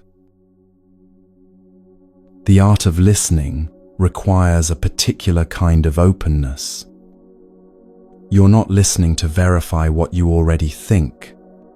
You're not filtering for the parts that confirm your existing beliefs and rejecting everything else. You're listening to discover something new, to let in something that might actually change you. This means suspending judgment temporarily, not forever. You'll evaluate and test what you've heard in the second stage, in reflection. But while you're listening, while you're receiving, you set aside the constant internal commentary of, "I agree, I disagree, this is right, this is wrong." You just listen. You let the teaching land. You receive it fully before you start analyzing it. Most people don't do this. Most people are so busy judging what they're hearing, comparing it to what they already know, preparing their counter-arguments or their agreements, that they never actually hear the teaching at all. They're having a conversation with themselves about what's being said, rather than simply receiving what's being said. Think about the last time you were in a conversation where you were already planning your response while the other person was still talking. You weren't listening. You were waiting for your turn to speak, using their talking time to rehearse your own thoughts. This is what most of us do with teachings, with wisdom, with truths we need to hear. We're so busy relating it to ourselves, to our existing frameworks, to our current understanding, that we never let the teaching speak for itself. But here's what changes when you really listen. When you set aside the pride that says, "I already know this," the fear that says, "This might challenge me," the busyness that says, "I'm too distracted to pay attention." When you listen with genuine openness, with humility, with the recognition that you're a student, no matter how much you've learned, something shifts. The teaching has room to enter, the truth has space to land, and you become available for the kind of learning that actually transforms, rather than just informing. This doesn't just apply to spiritual teachings. It applies to your own life, to the wisdom your experience is trying to teach you. Your body speaks to you constantly, telling you when it's tired, when it needs rest, when it's holding tension, when something's wrong. But how often do you listen? Your emotions arise with information. Anger often points to a boundary that's been crossed. Anxiety often signals that you're trying to control something outside your control. Sadness often asks you to grieve what's been lost. But do you listen to what they're trying to tell you? Or do you just try to make them go away? Your relationships offer constant feedback. The way people respond to you, the patterns that keep repeating, the conflicts that arise again and again, these are all trying to teach you something. But are you listening, or are you too busy defending, explaining, justifying? Life itself is constantly offering you teachings. Every frustration is pointing at an attachment. Every disappointment is revealing an expectation. Every difficulty is showing you where you're still resisting, where you haven't accepted, where you're fighting reality. But you can't learn from any of this if you're not listening. If you're too busy arguing with what is, too invested in your story about how things should be, too defended against any information that challenges your current understanding. Learning to listen to your life with the same openness, humility, and genuine curiosity you'd bring to a powerful teaching, this is how you turn every moment into a teacher. When you drop your keys and feel irritation rise, that's a teaching about expectation and control. Are you listening? When someone's behavior triggers you, that's a teaching about what's unresolved in you. Are you listening? When you feel resistance to doing something you know is good for you, that's a teaching about how your mind works, about the patterns that keep you stuck. Are you listening? Most of us aren't. Most of us move through life half-deaf, missing most of what our experience is trying to teach us, because we're too busy, too defended, too sure we already know. But the practice of listening can be developed. Like any skill, it gets stronger with use. Start with small things. The next time someone speaks to you, really listen. Don't plan your response. Don't judge what they're saying. Don't let your mind wander to your to-do list. Just receive their words, their meaning, their intention. Notice how hard this is. Notice how quickly your mind wants to jump in with commentary, with judgment, with its own agenda. Then gently bring yourself back to listening. Again and again. Do the same with teachings you encounter. When you read something or hear something that seems familiar, pause. Instead of thinking, "I already know this," ask yourself, "What am I still missing? What layer haven't I seen yet? How might this understanding go deeper than I've realized?" And practice listening to your own experience. When you feel frustrated, before you react, pause and ask, "What is this frustration trying to teach me?" When you feel resistance, ask, "What am I avoiding? What truth am I not ready to hear?" When you feel peace, ask, "What created this? What can I learn from this moment of ease?"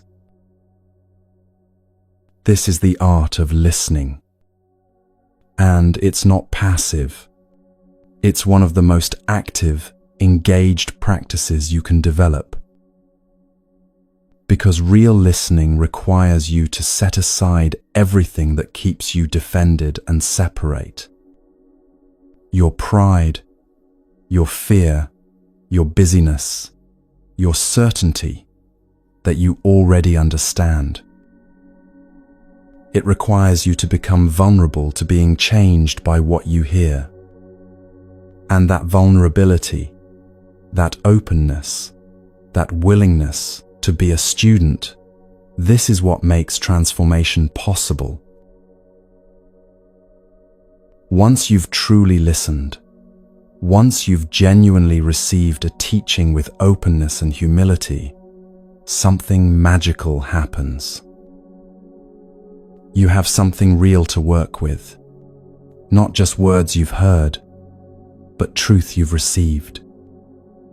And now you can begin the second stage, the work that turns hearing into understanding. Now you can begin to reflect.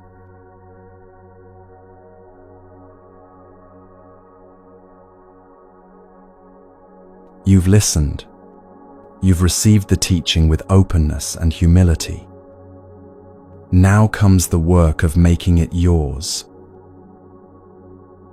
This is the second stage of wisdom, reflection. And it's crucial to understand what this stage is and what it isn't. Reflection is not meditation. These are distinct stages that serve different purposes, and confusing them is one of the main reasons people get stuck in their practice. When you're listening, you're receiving information, you're absorbing content, taking in the teaching, opening yourself to new understanding. That's the first stage.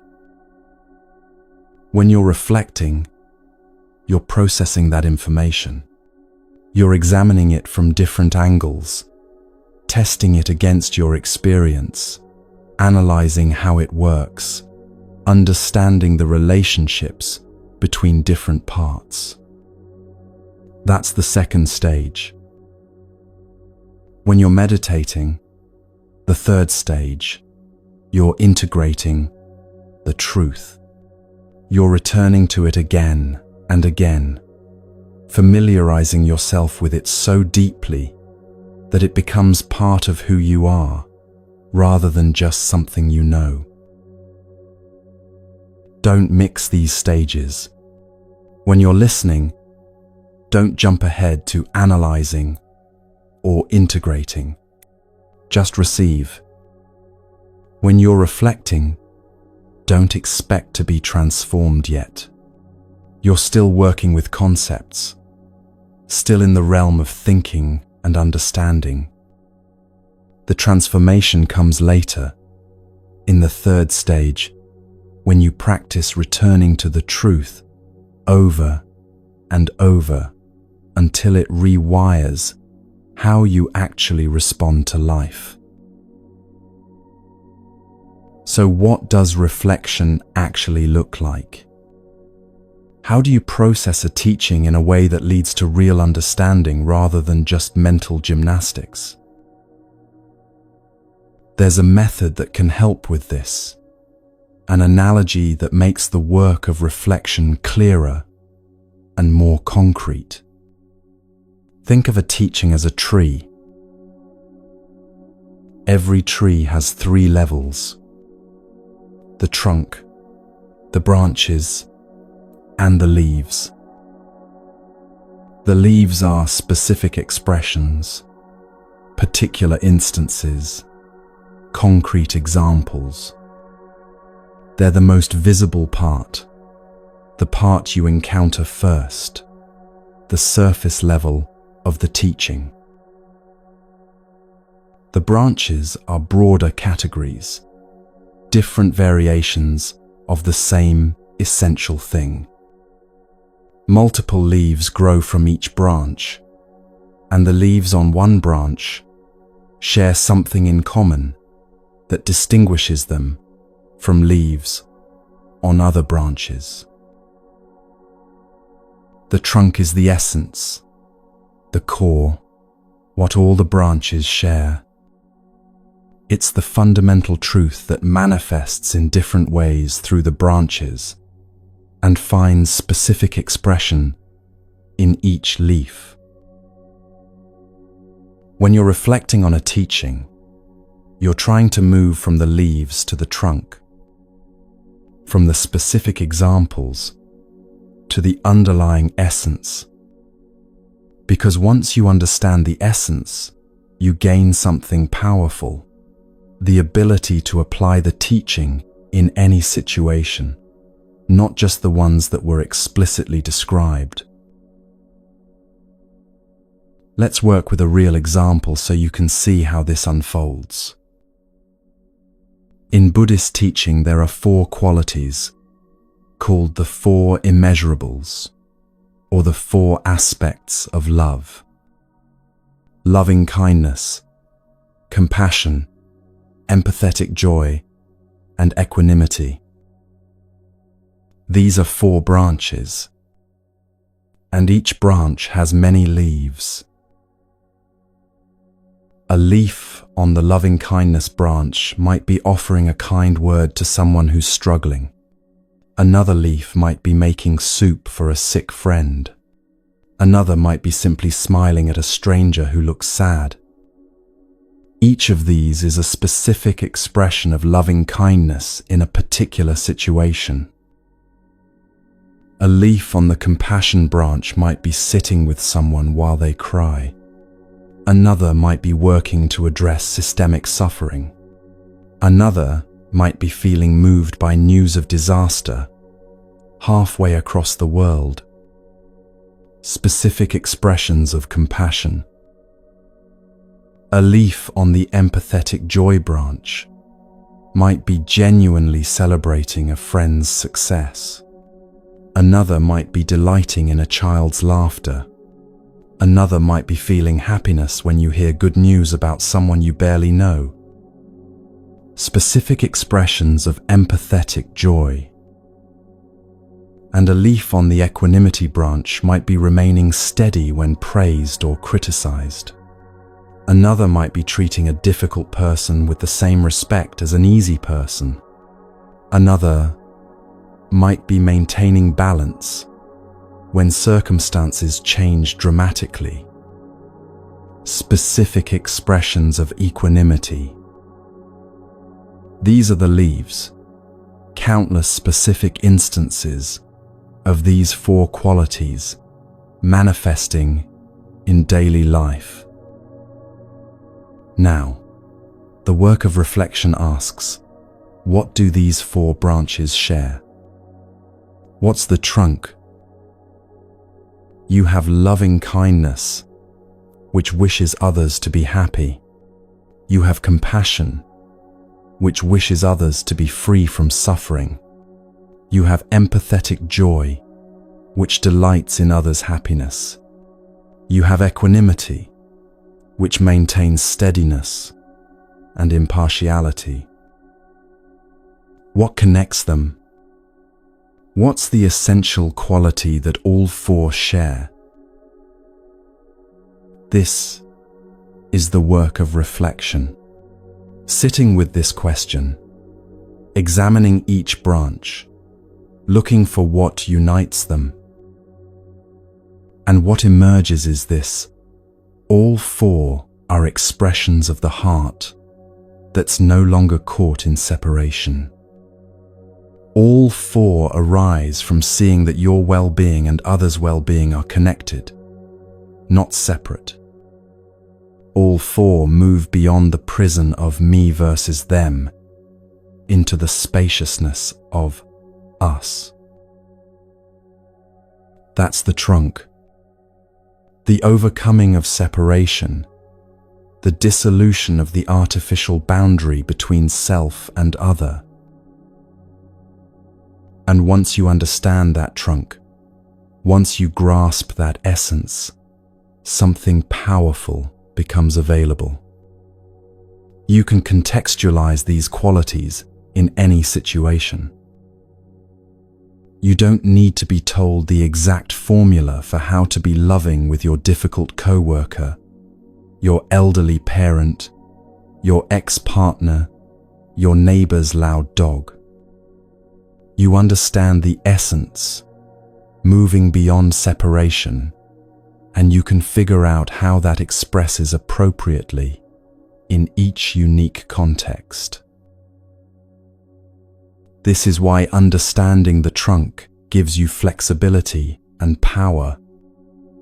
You're no longer limited to the specific examples you've been given, the exact situations that were described in the teaching. You can take the essence and apply it everywhere. Let's look at another example, one we've already explored in depth. Patience. Remember, there are 3 types of patience. 3 branches. Patience with others, tolerating the difficulties that come from other people's behavior.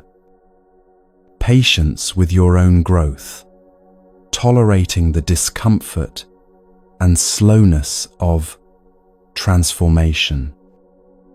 Patience with uncomfortable truth, tolerating realities that challenge your sense of control or your ideas about how things should be.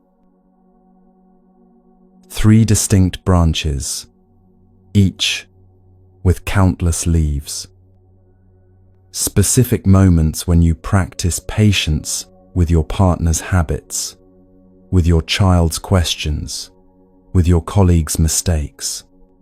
Specific moments when you show up for meditation, even though it's boring, when you keep practicing, even though progress feels invisible. Specific moments when you accept that you're aging, that people die, that you can't control outcomes. But what's the trunk? What do all 3 types of patience share? The work of reflection reveals this. The trunk has 2 parts, like the bark and the heartwood of a tree. The causal part is acceptance. All 3 types of patience require accepting what is, accepting that this person is behaving this way right now, accepting that growth is slow and includes boring phases, accepting truths that are uncomfortable but real. The resultant part is peace. When you accept what is, when you stop fighting reality, peace becomes possible. Not the peace of everything being perfect, but the peace of no longer being in battle with the present moment. So the trunk of patience is this movement, acceptance leading to peace. And once you understand this trunk, this essence, you don't need specific instructions for every situation where patience is required. You understand what creates patience at its root, the practice of accepting what is, and you can apply that anywhere. Your train is late? Accept that this is what's happening right now. Your body isn't cooperating with your plans. Accept what your body is actually capable of today. Your spiritual practice feels dry. Accept that this is the current phase. Each acceptance opens the doorway to peace, to patience, to freedom from the suffering of resistance. This is the power of understanding essence. You're not trapped in formulas and specific scenarios. You understand how the quality actually works, what creates it, what it's made of. And from that understanding, you can generate the appropriate response in any situation you encounter. But how do you practice this kind of reflection in your daily life? How do you move from leaves to trunk when you're dealing with real situations, not just analyzing teachings? Start by looking for patterns. When do you feel most at peace? What are the different situations where peace arises? And what do they have in common? That common element is pointing you toward the trunk. When do you feel most frustrated? What are the various triggers and what connects them? You might discover that beneath all the different frustrations is a single pattern: unmet expectations, loss of control, threats to your self-image. This is reflection, looking for the essence beneath the expressions, finding the trunk that connects the branches. A woman spent years working on being more loving. She read books about love, attended workshops, learned techniques for expressing affection and kindness. And she did become more loving with her children, with her friends, with her partner. But then she'd encounter situations that didn't fit the formulas she'd learned. A difficult person at work who seemed to require a completely different approach. An elderly parent whose needs confused her. A former friend who'd hurt her deeply and kept trying to reconnect. She didn't know how to be loving in these situations because they didn't match the examples she'd been given. She had the leaves, but she didn't understand the trunk. Then one day, in a moment of frustration with her own confusion, she sat down and asked herself a different question. Not, how should I act in this specific situation? But, what is love actually made of? What's the essence that connects all the different ways it manifests? She reflected on times when she genuinely expressed love, making her daughter's favorite meal when she was sad, listening to her friend vent about work for the third time that week, setting a boundary with her partner when his behavior was hurting their relationship. Wait, setting a boundary? Was that loving? She'd always thought of love as saying yes, as accommodating, as being soft and accepting. But that boundary, that clear no, had actually been one of the most loving things she'd ever done. She kept reflecting, examining different expressions of love from her life, looking for what they shared. And she found it. The trunk, Love, in all its forms, was about holding someone's well-being in your awareness and acting in service of it. Sometimes that meant comfort. Sometimes it meant challenge. Sometimes it meant saying yes. Sometimes it meant saying no. Sometimes it meant closeness. Sometimes it meant distance. But the essence was always the same: genuine care for another person's true well-being, not just their temporary comfort or approval. Once she understood this trunk, this essence, everything changed. She could navigate any situation, even the ones that didn't fit her formulas. The difficult co-worker, what would serve their genuine well-being? Not enabling their difficult behavior, not avoiding conflict to keep things comfortable, but clear, honest communication with kindness. The elderly parent, what served their well-being? Sometimes accommodating their wishes, sometimes gently overriding them when confusion or fear was guiding their requests. The former friend, what served both their well-being and her own? Honest acknowledgement of what had happened, clear boundaries about what felt possible now, and genuine wishes for their healing, even if that healing happened separately from her. She could contextualize love across every relationship because she understood what love actually was at its core. She had the trunk, so she could grow any branch, generate any leaf that was needed in the moment.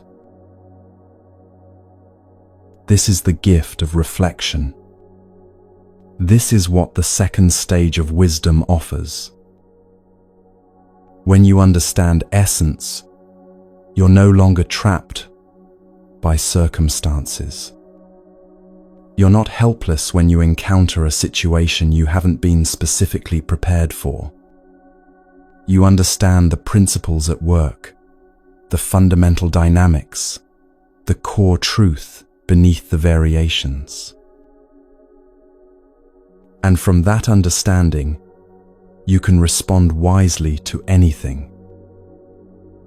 This is why teachers often speak about the same topics repeatedly but from different angles. They're not just repeating themselves. They're helping you see the trunk from different perspectives, showing you how the same essence expresses through different branches, pointing at the core truth in multiple ways until you finally grasp it for yourself. But here's what's crucial to understand. Reflection, as powerful as it is, still isn't transformation. You can understand patience perfectly, grasp its essence completely, see how acceptance leads to peace in 100 different situations. But that understanding alone won't make you patient. You can comprehend love deeply, recognize its trunk clearly, know exactly how it should express in various contexts. But that knowledge won't necessarily make you loving. Because transformation doesn't happen through understanding alone. It happens through integration, through practice, through the third stage, meditation, which means returning again and again to the truth until it becomes part of your natural response rather than just something you know. Think of it this way. Listening gives you the map. Reflection helps you understand the map, see how different landmarks relate to each other, grasp the underlying geography. But meditation is actually walking the terrain, step by step, until the path becomes so familiar you could walk it in your sleep. You need all three stages. Skip listening, and you have nothing to work with. Skip reflection, and you're practicing by rote without understanding what you're actually doing or why. Skip meditation, and you've got beautiful understanding that never actually changes how you live. So reflect deeply on what you've heard. Look for the trunk beneath the branches, the essence beneath the expressions. Examine your own experience for patterns, for the core dynamics that create suffering, and the core dynamics that create freedom. Ask yourself, what do my peaceful moments share? What do my suffering moments share? What's the trunk that connects all the times I've acted with wisdom? What's the trunk that connects all the times I've acted from fear or grasping? This reflection will give you understanding. Real, deep, applicable understanding that you can carry into any situation. And once you have that understanding, once you've grasped the essence through genuine reflection, then comes the most important work. Then comes the practice of integration, of returning again and again to the truth until it becomes who you are. Then comes meditation.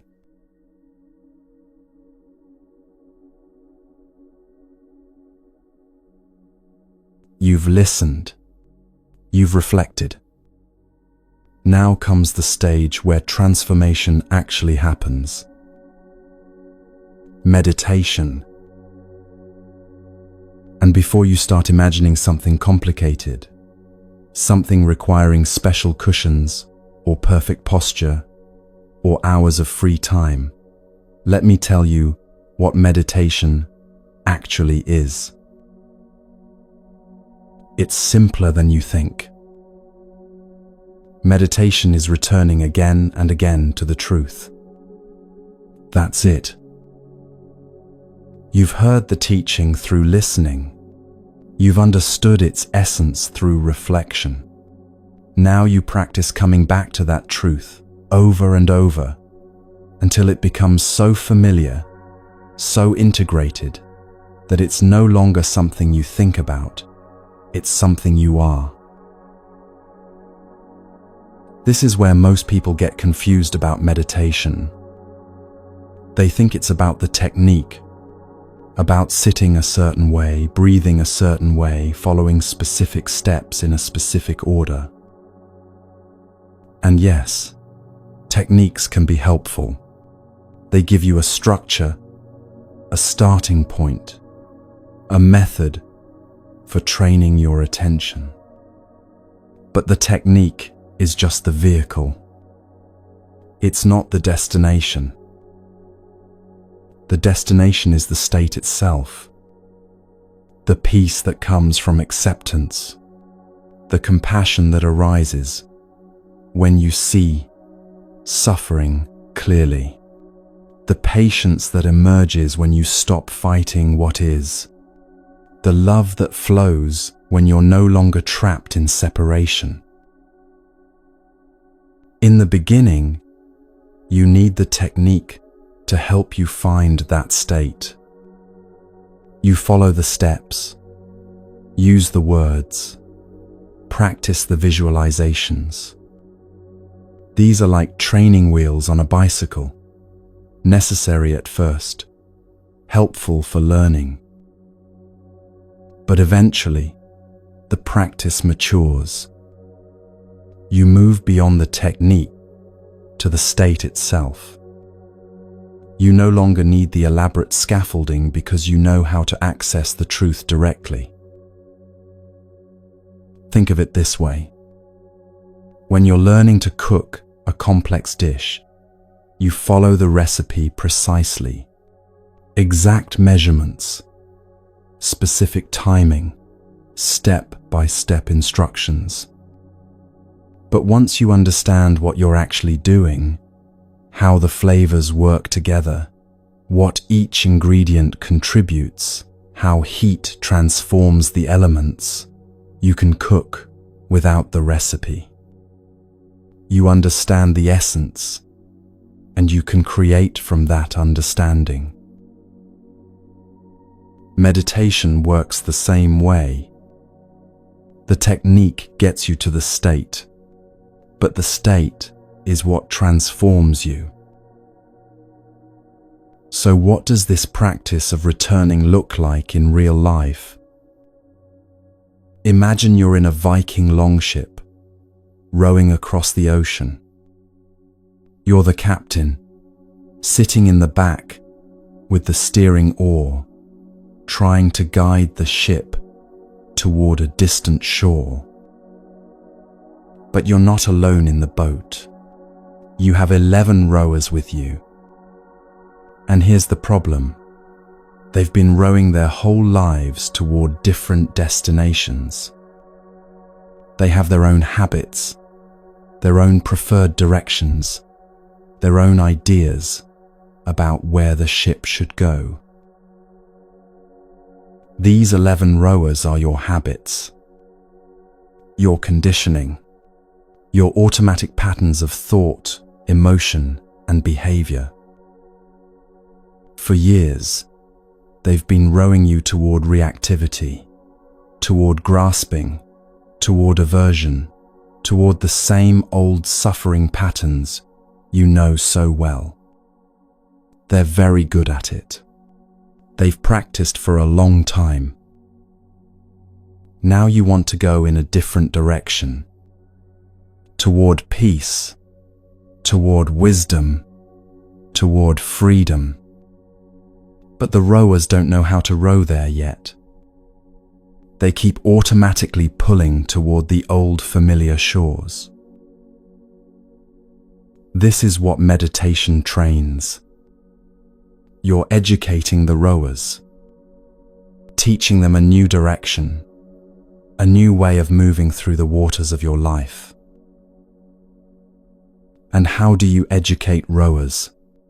Not by yelling at them once and expecting them to change, not by explaining the theory of better rowing.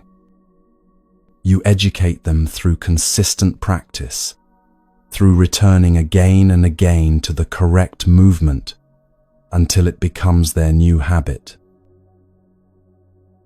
This is why meditation requires patience with your own growth. The rowers won't change direction overnight. They've been rowing the old way for decades. You have to patiently, consistently guide them toward the new direction. Every time you notice you've drifted into old patterns and you return to acceptance, you're training the rowers. Every time you catch yourself in resistance and you soften back into the present moment, you're educating your habits. Every time you choose patience over reactivity, peace over struggle, openness over defensiveness, you're teaching the crew a new way to row. At first, it takes enormous effort. You'll return to the truth, and moments later, the rowers have pulled you right back to the old patterns. So you return again, and again, and again. This is meditation. This constant returning. Not achieving some perfect state and staying there forever, but noticing when you've drifted and coming back. Noticing when you've forgotten and remembering. Noticing when the old patterns have taken over and gently, patiently redirecting toward the truth. A man started meditating with a very simple practice. Breathing. Just paying attention to the breath moving in and out. The instruction was basic. Notice the breath, and when your mind wanders, gently bring it back to the breath. Return to the breath, again and again. At first, it was incredibly frustrating. His mind would wander after 3 breaths. Sometimes after 1 breath, he'd bring it back, and it would wander again immediately. He wondered if he was doing it wrong. Surely meditation wasn't supposed to be this difficult, this choppy, this full of failure. But he kept practicing. Every morning, 20 minutes, noticing the breath and returning when his mind wandered, which was constantly, slowly, over months, something shifted. Not that his mind stopped wandering, it still did, but he got faster at noticing when it had wandered, faster at returning, and the returning itself became gentler, less frustrated, more accepting. Then one day at work, he found himself in a meeting that was going nowhere. People talking over each other, everyone frustrated, the energy tense and unproductive. He felt his own frustration rising, felt the familiar tension in his shoulders and jaw.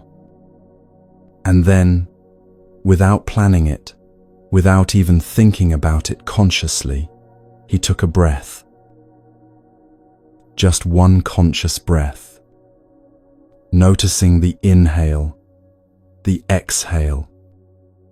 And in that moment, something shifted. The frustration was still there, but he wasn't caught in it. He could feel it without being controlled by it. He spoke from that calmer place, and his words shifted the energy in the room. Not dramatically, not magically, but enough. Later, he realized what had happened. The practice of returning to the breath on the cushion had trained something deeper than breathing technique.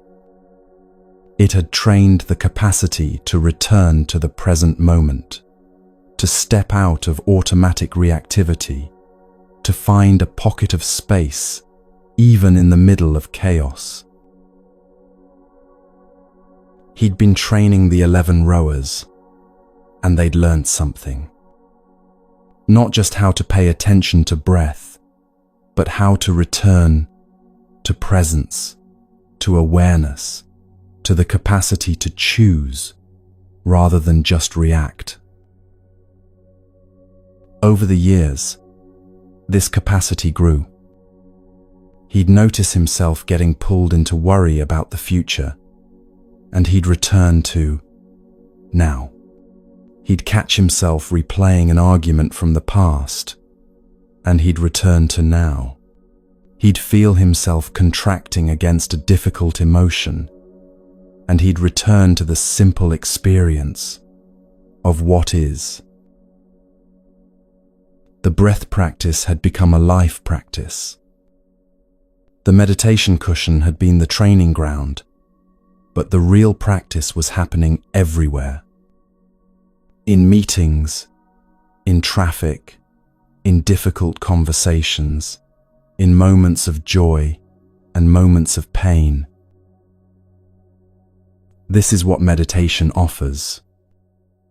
Not an escape from life, but a training that makes you more present in life, more able to respond rather than react, more able to return to truth rather than get lost in habitual patterns. And here's the beautiful thing about this practice. Consistency matters more than intensity. It's better to practice returning for 10 minutes every day than for 2 hours once a month. Because you're training the rowers, and training happens through repetition, through consistent practice, through showing up again and again, even when it doesn't feel particularly profound. This is where most people quit. They practice intensely for a while, feel inspired, maybe even have some powerful experiences. Then life gets busy, the practice becomes routine, and they drift away. But the real transformation happens through steady, consistent practice. Through rowing in the new direction every single day, even when, especially when, it feels boring or pointless or like nothing is happening. Because something is happening. The rowers are learning. Your nervous system is being retrained. New neural pathways are being carved. The habit of returning is being strengthened with each return. You might not notice it day to day, but look back over months, over years, and you'll see the change. You'll see that you're less reactive, more patient, more able to stay present with difficulty.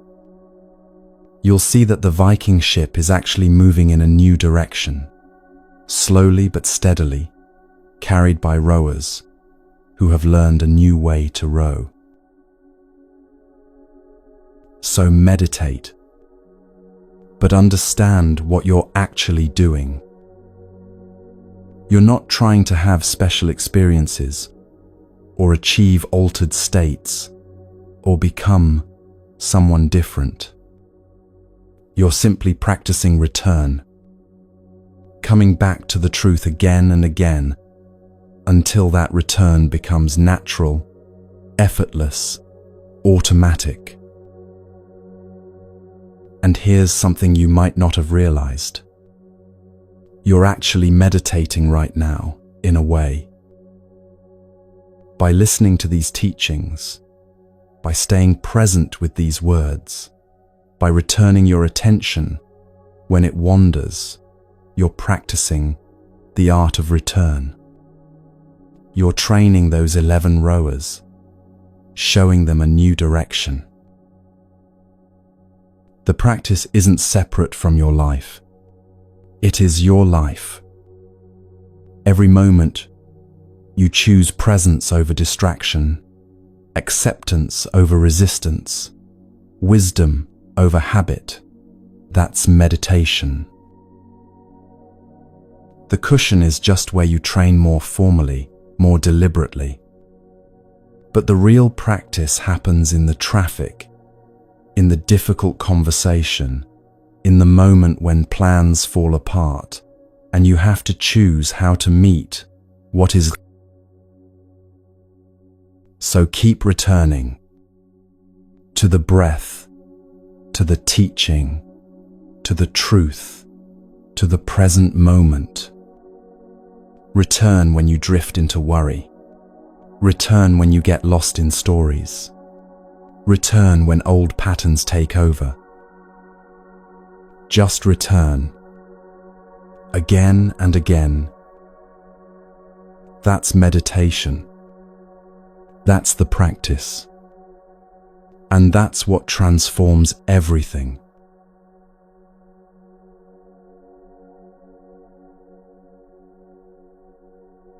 So you've been practicing for a while now.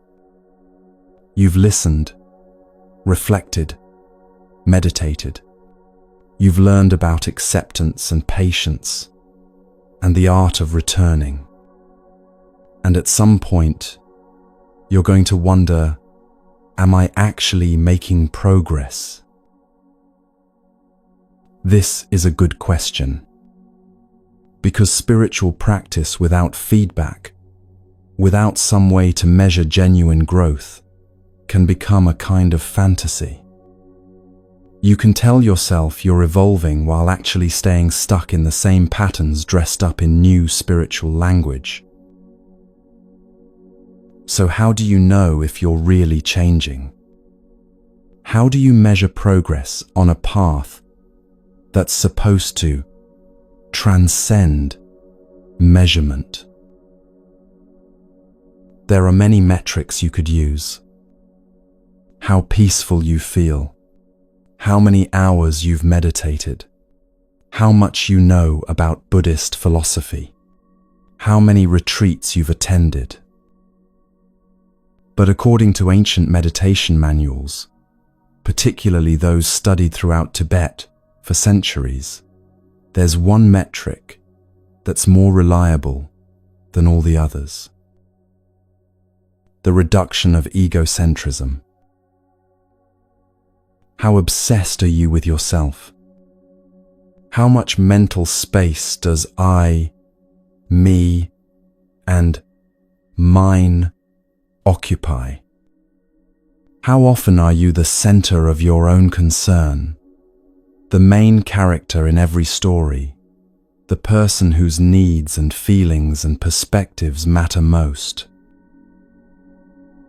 This might sound harsh, but it's actually incredibly practical. Because you can measure this, you can pay attention to it, and you can watch it change over time as your practice deepens. Researchers actually studied this phenomenon in a fascinating way. They brought volunteers into a university lab and told them they were there for an experiment. The volunteers were asked to wait in a room while the researchers prepared everything.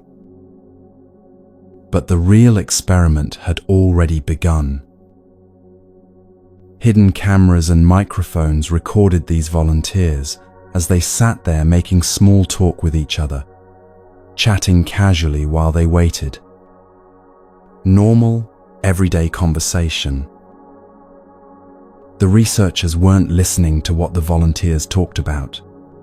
They were counting something specific: how many times each person used self-referential words. I, me, my, mine.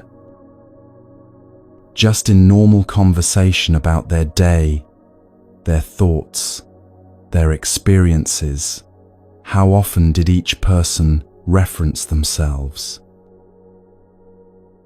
Then the researchers followed up with these same people months and years later, tracking various aspects of their lives: psychological health, relationship quality, career success, even physical well-being. The findings were striking. The people who used the most self-referential language in that brief waiting room conversation, the people who said I and me and mine most frequently, had significantly more problems down the line. More depression, more anxiety, more difficulty in relationships, more career challenges, even more physical health issues. Not because saying I causes these problems, but because frequent self-reference is a marker of something deeper: self-obsession. Being trapped in a very small world where everything revolves around your own needs, feelings, fears, and desires. And self-obsession, the Buddha taught, is the root of suffering. When your entire universe centers on yourself, everything becomes a threat, or an opportunity in relation to you. Other people become objects that either help or hinder your agenda. Experiences become good or bad, based solely on whether they serve your preferences. Even spiritual practice becomes another way to improve yourself, to feel special, to be better than others. This is where it gets tricky, because once you start on a spiritual path, the ego doesn't disappear. It just moves into a smaller box. Before, you were living in the big box of regular life. Your ego could seek status and validation through money, appearance, career achievements, social standing. It had lots of room to operate, lots of ways to feel important. But then you decide to become spiritual, to work on yourself, to pursue something deeper. So the ego has to adapt. It moves into the smaller box of spiritual life and finds new ways to maintain its sense of specialness. Now it collects spiritual knowledge like trophies.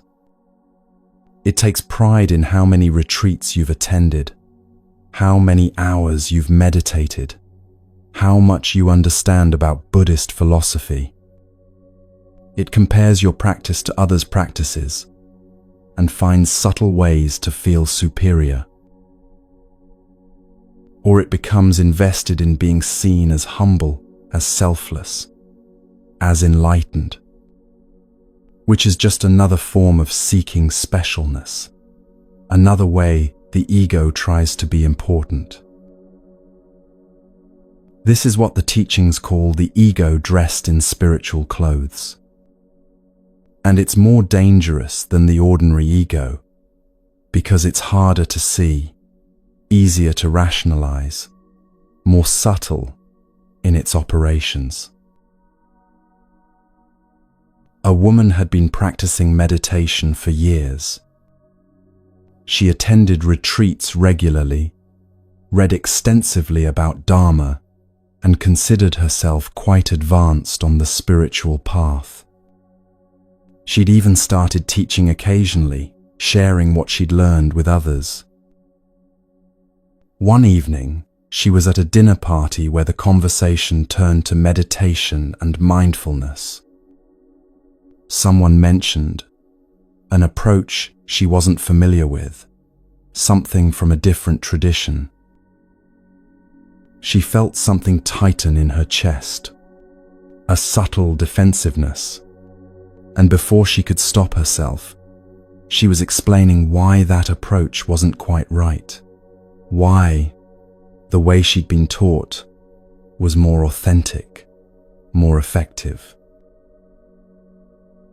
The other person disagreed gently, sharing their own experience with the practice. And she found herself arguing more forcefully, bringing up texts and teachers, building a case for why her understanding was correct. Later that night, alone with her thoughts, she felt uncomfortable about the interaction. Something had happened there that didn't align with who she thought she'd become through years of practice. She sat with that discomfort and looked at it honestly. What had actually been happening in that conversation? The truth was hard to admit. She'd needed to be right, needed to establish her expertise, protect her identity as someone who understood these things deeply. The ego dressed in spiritual clothes had been running the show, using spiritual knowledge as just another way to feel superior, to be special. This was a turning point for her. Not because she suddenly became egoless. That's not how it works. but because she saw the pattern clearly and could no longer pretend it wasn't there. From that point forward, she started watching for it. The subtle ways ego crept into her practice, the slight feeling of superiority when she saw someone who meditated less seriously than her, the disappointment when a teaching she offered didn't get the response she hoped for, the pleasure when someone praised her understanding. Not to judge these things, but just to see them, to recognize that the work was deeper and more subtle than she'd imagined. So how do you check yourself? How do you see past the ego's disguises to measure real progress? Here are some questions worth sitting with. First, how do you treat people who can't do anything for you? The waiter at the restaurant, the cashier at the store, the person cleaning the office building, the stranger asking for directions. Do you treat them with the same respect and kindness you'd show someone who could advance your career or enhance your status? This test is revealing because there's no strategic benefit to being kind to these people. So how you treat them shows who you are when you're not performing, when there's no one to impress, when you're just being yourself. Second, how often do you think about yourself? Not as a judgment, but as honest observation. When you're in conversation, how much of your attention is on your own thoughts and reactions versus genuinely being present with the other person? When you read news or hear about events, how quickly does your mind jump to, how does this affect me? Third, can you be genuinely happy when good things happen to others? Especially when those good things are things you wanted for yourself? Can you celebrate someone else's success without comparing it to your own situation, without feeling diminished by their gain? These questions aren't meant to make you feel bad about yourself. They're meant to show you where you actually are, which is the only place from which you can genuinely grow. And here's what you might discover as practice deepens. Taking up less space is actually liberating. When you're not constantly concerned with yourself, with protecting your image and managing others' perceptions and ensuring your needs are met and your feelings are validated, an enormous amount of energy becomes available. You can actually listen to people instead of waiting for your turn to talk. You can be present with life as it unfolds instead of constantly filtering everything through, is this good for me? You can act from genuine care instead of calculated self-interest. The world becomes bigger, more spacious, more interesting when you're not trapped in the small prison of self-concern. This doesn't mean you don't take care of yourself or advocate for your needs. It means you're no longer obsessed with yourself. You're one person among billions, all trying to navigate this difficult, beautiful experience of being alive. And from that perspective, the question, how am I doing, becomes less urgent. Not because you don't care about growth, but because you're less interested in spiritual achievement as another form of self-enhancement. You're just practicing, returning to truth again and again, noticing when ego takes over and gently coming back to something bigger than self-concern. And that practice, that simple returning, gradually loosens ego's grip. Not through force, not through self-judgment, but through patient redirection of attention, away from the constant preoccupation with me toward the simple reality of what is. So measure your progress, not by how good you feel, or how much you know, or how spiritual you appear, but by how much space ego takes up in your life. Are you less defensive than you used to be? Less need to be right? Less concerned with others' opinions of you? More able to be genuinely happy for others?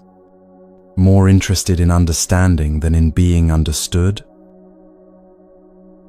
These are the markers of real progress. Not dramatic, not glamorous, but genuine. The slow, steady reduction of the prison of self-concern and the gradual opening into something more spacious, more connected, more free.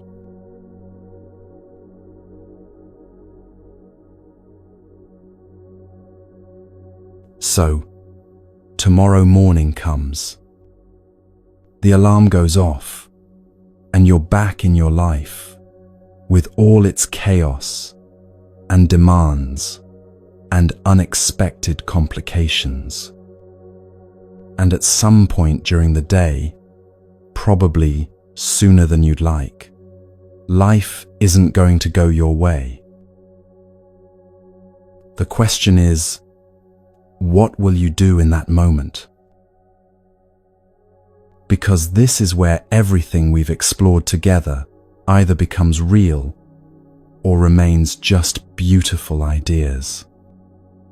In that moment when the plan falls apart, when someone frustrates you, when your body won't cooperate, when reality, once again, refuses to match your preferences. In that moment, you'll have a choice. And the first thing to understand is that you won't remember any of this perfectly. You'll forget. You'll react. You'll fall back into old patterns. That's normal. That's human. That's part of the process. But gradually, with practice, there will be a pause. Just a tiny pause between what happens and how you respond. And in that pause lives all your freedom. Someone cuts you off in traffic and you feel the anger rise. But before you honk, before you curse, before you let that anger take over your next 15 minutes, there's a pause. Just a moment where you can ask yourself a simple question. Am I accepting what is, or am I fighting it? That's the question. Not complicated, not requiring years of philosophical training. Just, am I meeting this moment as it is, or am I demanding it be different before I'll allow myself peace? In the traffic, the answer becomes clear immediately. You're fighting. You're arguing with the reality that someone just cut you off. And that fighting is creating suffering that has nothing to do with the actual traffic. So you soften, You take a breath. You say to yourself, or to the universe, or to no one in particular, this is what's happening right now. Not, this shouldn't be happening. Just, this is what is. And in that acceptance, something shifts. Not the traffic, not the other driver, but the suffering you were creating by fighting what couldn't be changed. This is the practice. Moment by moment, choice by choice, returning to acceptance instead of remaining trapped in resistance. And you can experiment with this in small ways throughout your day. Little laboratories for learning. When you're waiting in line and it's moving slowly, instead of letting impatience build, experiment with acceptance. This is the speed the line is moving. This is what's happening right now. Notice what shifts in your body when you stop fighting. When someone doesn't understand what you're trying to say, and you have to explain again, instead of getting frustrated, experiment with patience. See the suffering in them, the difficulty they're having, rather than making it about your annoyance. When your meditation feels boring, or your practice feels dry, instead of quitting, experiment with showing up anyway. Training the capacity for consistency over the need for constant inspiration. Small experiments, small moments of choosing differently. This is how transformation actually happens, not in dramatic breakthroughs, but in the accumulation of small choices made again and again. Here are 3 practices you can start with. 3 simple things to experiment with daily. First, notice your expectations. Not to judge them or get rid of them, just to see them. As you move through your day, catch yourself expecting things to go a certain way, expecting people to behave a certain way, expecting your body to feel a certain way, expecting events to unfold according to your plan. Just notice, oh, I'm expecting this meeting to be quick. I'm expecting them to agree with me. I'm expecting to feel good after this workout. Noticing expectations doesn't mean releasing them. It just means seeing them clearly, so that when they're not met, you recognize what's happening. You're not experiencing disappointment with reality. You're experiencing the gap between your expectation and reality. Second, practice accepting one small thing each day. Just one thing that isn't going your way. The weather, the traffic, someone's mood, your energy level, the pace of your progress on a project. Pick something small and practice the movement from resistance to acceptance. Notice the resistance, feel it in your body, and then consciously soften into, this is what's happening right now. Don't try to accept everything at once, just one small thing. Build the muscle of acceptance through daily practice with manageable challenges. Third, check your self-reference count. Pay attention to how often you're thinking about yourself, talking about yourself, concerned with how things affect you. Not to judge it, but to see it. Because you can't change what you don't see. And the more you see ego operating, the less power it has to run your life unconsciously. These three practices, noticing expectations, accepting one thing, watching self-reference, they're simple but powerful. Do them daily, and you'll find yourself changing in ways that feel almost imperceptible until you look back over months and realize you're responding to life completely differently than you used to. And when you forget, when you fall back into old patterns, when you realize you've spent a whole day trapped in resistance and self-concern, you'll know what to do. Return. Return to these teachings. Return to the breath. Return to the present moment. Return to acceptance. That's all meditation is, the practice of return. And you can do it anytime, anywhere, in any circumstance. Progress isn't measured in days where you did everything perfectly. It's measured in moments. Moments when you chose differently, when you paused instead of reacted, when you accepted instead of fought, when you softened instead of hardened. One moment at a time. That's how the Viking ship changes direction. That's how the 11 rowers learn to row toward freedom instead of suffering. There was someone sitting in traffic one evening, stuck behind a freight train that seemed to stretch to infinity.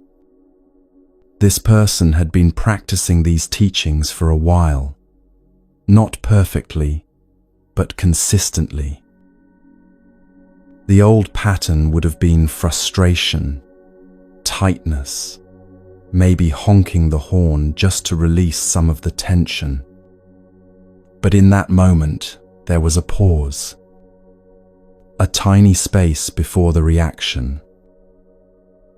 And in that space, a question, am I accepting or fighting? Fighting was so familiar, so well practiced. But fighting was also what created the suffering. The train didn't care about the honking. The train was just being a train. So this person tried something different. Took hands off the wheel, took a breath, and said quietly, "This is what's happening right now."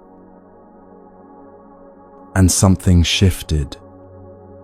Not the traffic, not the circumstances, but the internal experience of those circumstances. The tightness eased, the shoulders dropped, and there, in the middle of being stuck, peace became possible. Not the peace of everything going right, the peace of finally stopping the fight with what is. This is what's available to you. Not someday when you're more advanced or more enlightened or more practiced. Right now, in whatever difficult moment you're facing or will face tomorrow. Peace is always accessible. Not because circumstances become perfect, but because you stop requiring perfection as the price of your peace. The Buddha taught something beautiful about this. He said that suffering ceases when craving ceases. When you stop demanding that this moment be different, when you stop grasping for what isn't here, or pushing away what is, suffering ends. Not pain. Pain is part of life. But the suffering we create by fighting pain, that ends. The suffering we create by resisting reality, that ends. And what remains is simply what is. Life as it actually is, meeting you where you actually are. In this moment, that's the only moment you ever really have. You've taken a journey tonight, listening to these teachings. 3 hours of exploring what it means to find peace when life doesn't go your way. And wherever you are right now, lying in bed in Singapore as the sun rises, sitting at your desk in London during a lunch break, driving through the night in California, cooking dinner in Sao Paulo, you're part of a global community, all searching for the same thing. Freedom from unnecessary suffering, peace that doesn't depend on circumstances, the ability to meet life as it is, rather than how we wish it would be. If something shifted for you during this time together, if something landed, or opened, or became clearer, carry that with you. Let it inform how you meet tomorrow. And when tomorrow comes with its inevitable challenges, its plans that fall apart, its moments that don't match your expectations, you'll know what to do. Pause. Ask yourself, am I accepting or fighting? And then, gently, patiently, choose acceptance. Choose peace. Choose to stop fighting the freight train. This is the practice. This is the path. This is how suffering ends and freedom begins. Rest now if you need to.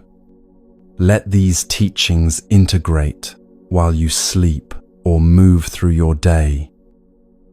And know that you can return to them anytime. They're not going anywhere. When life doesn't go your way tomorrow, you'll know what to do. You'll know how to find peace in the chaos.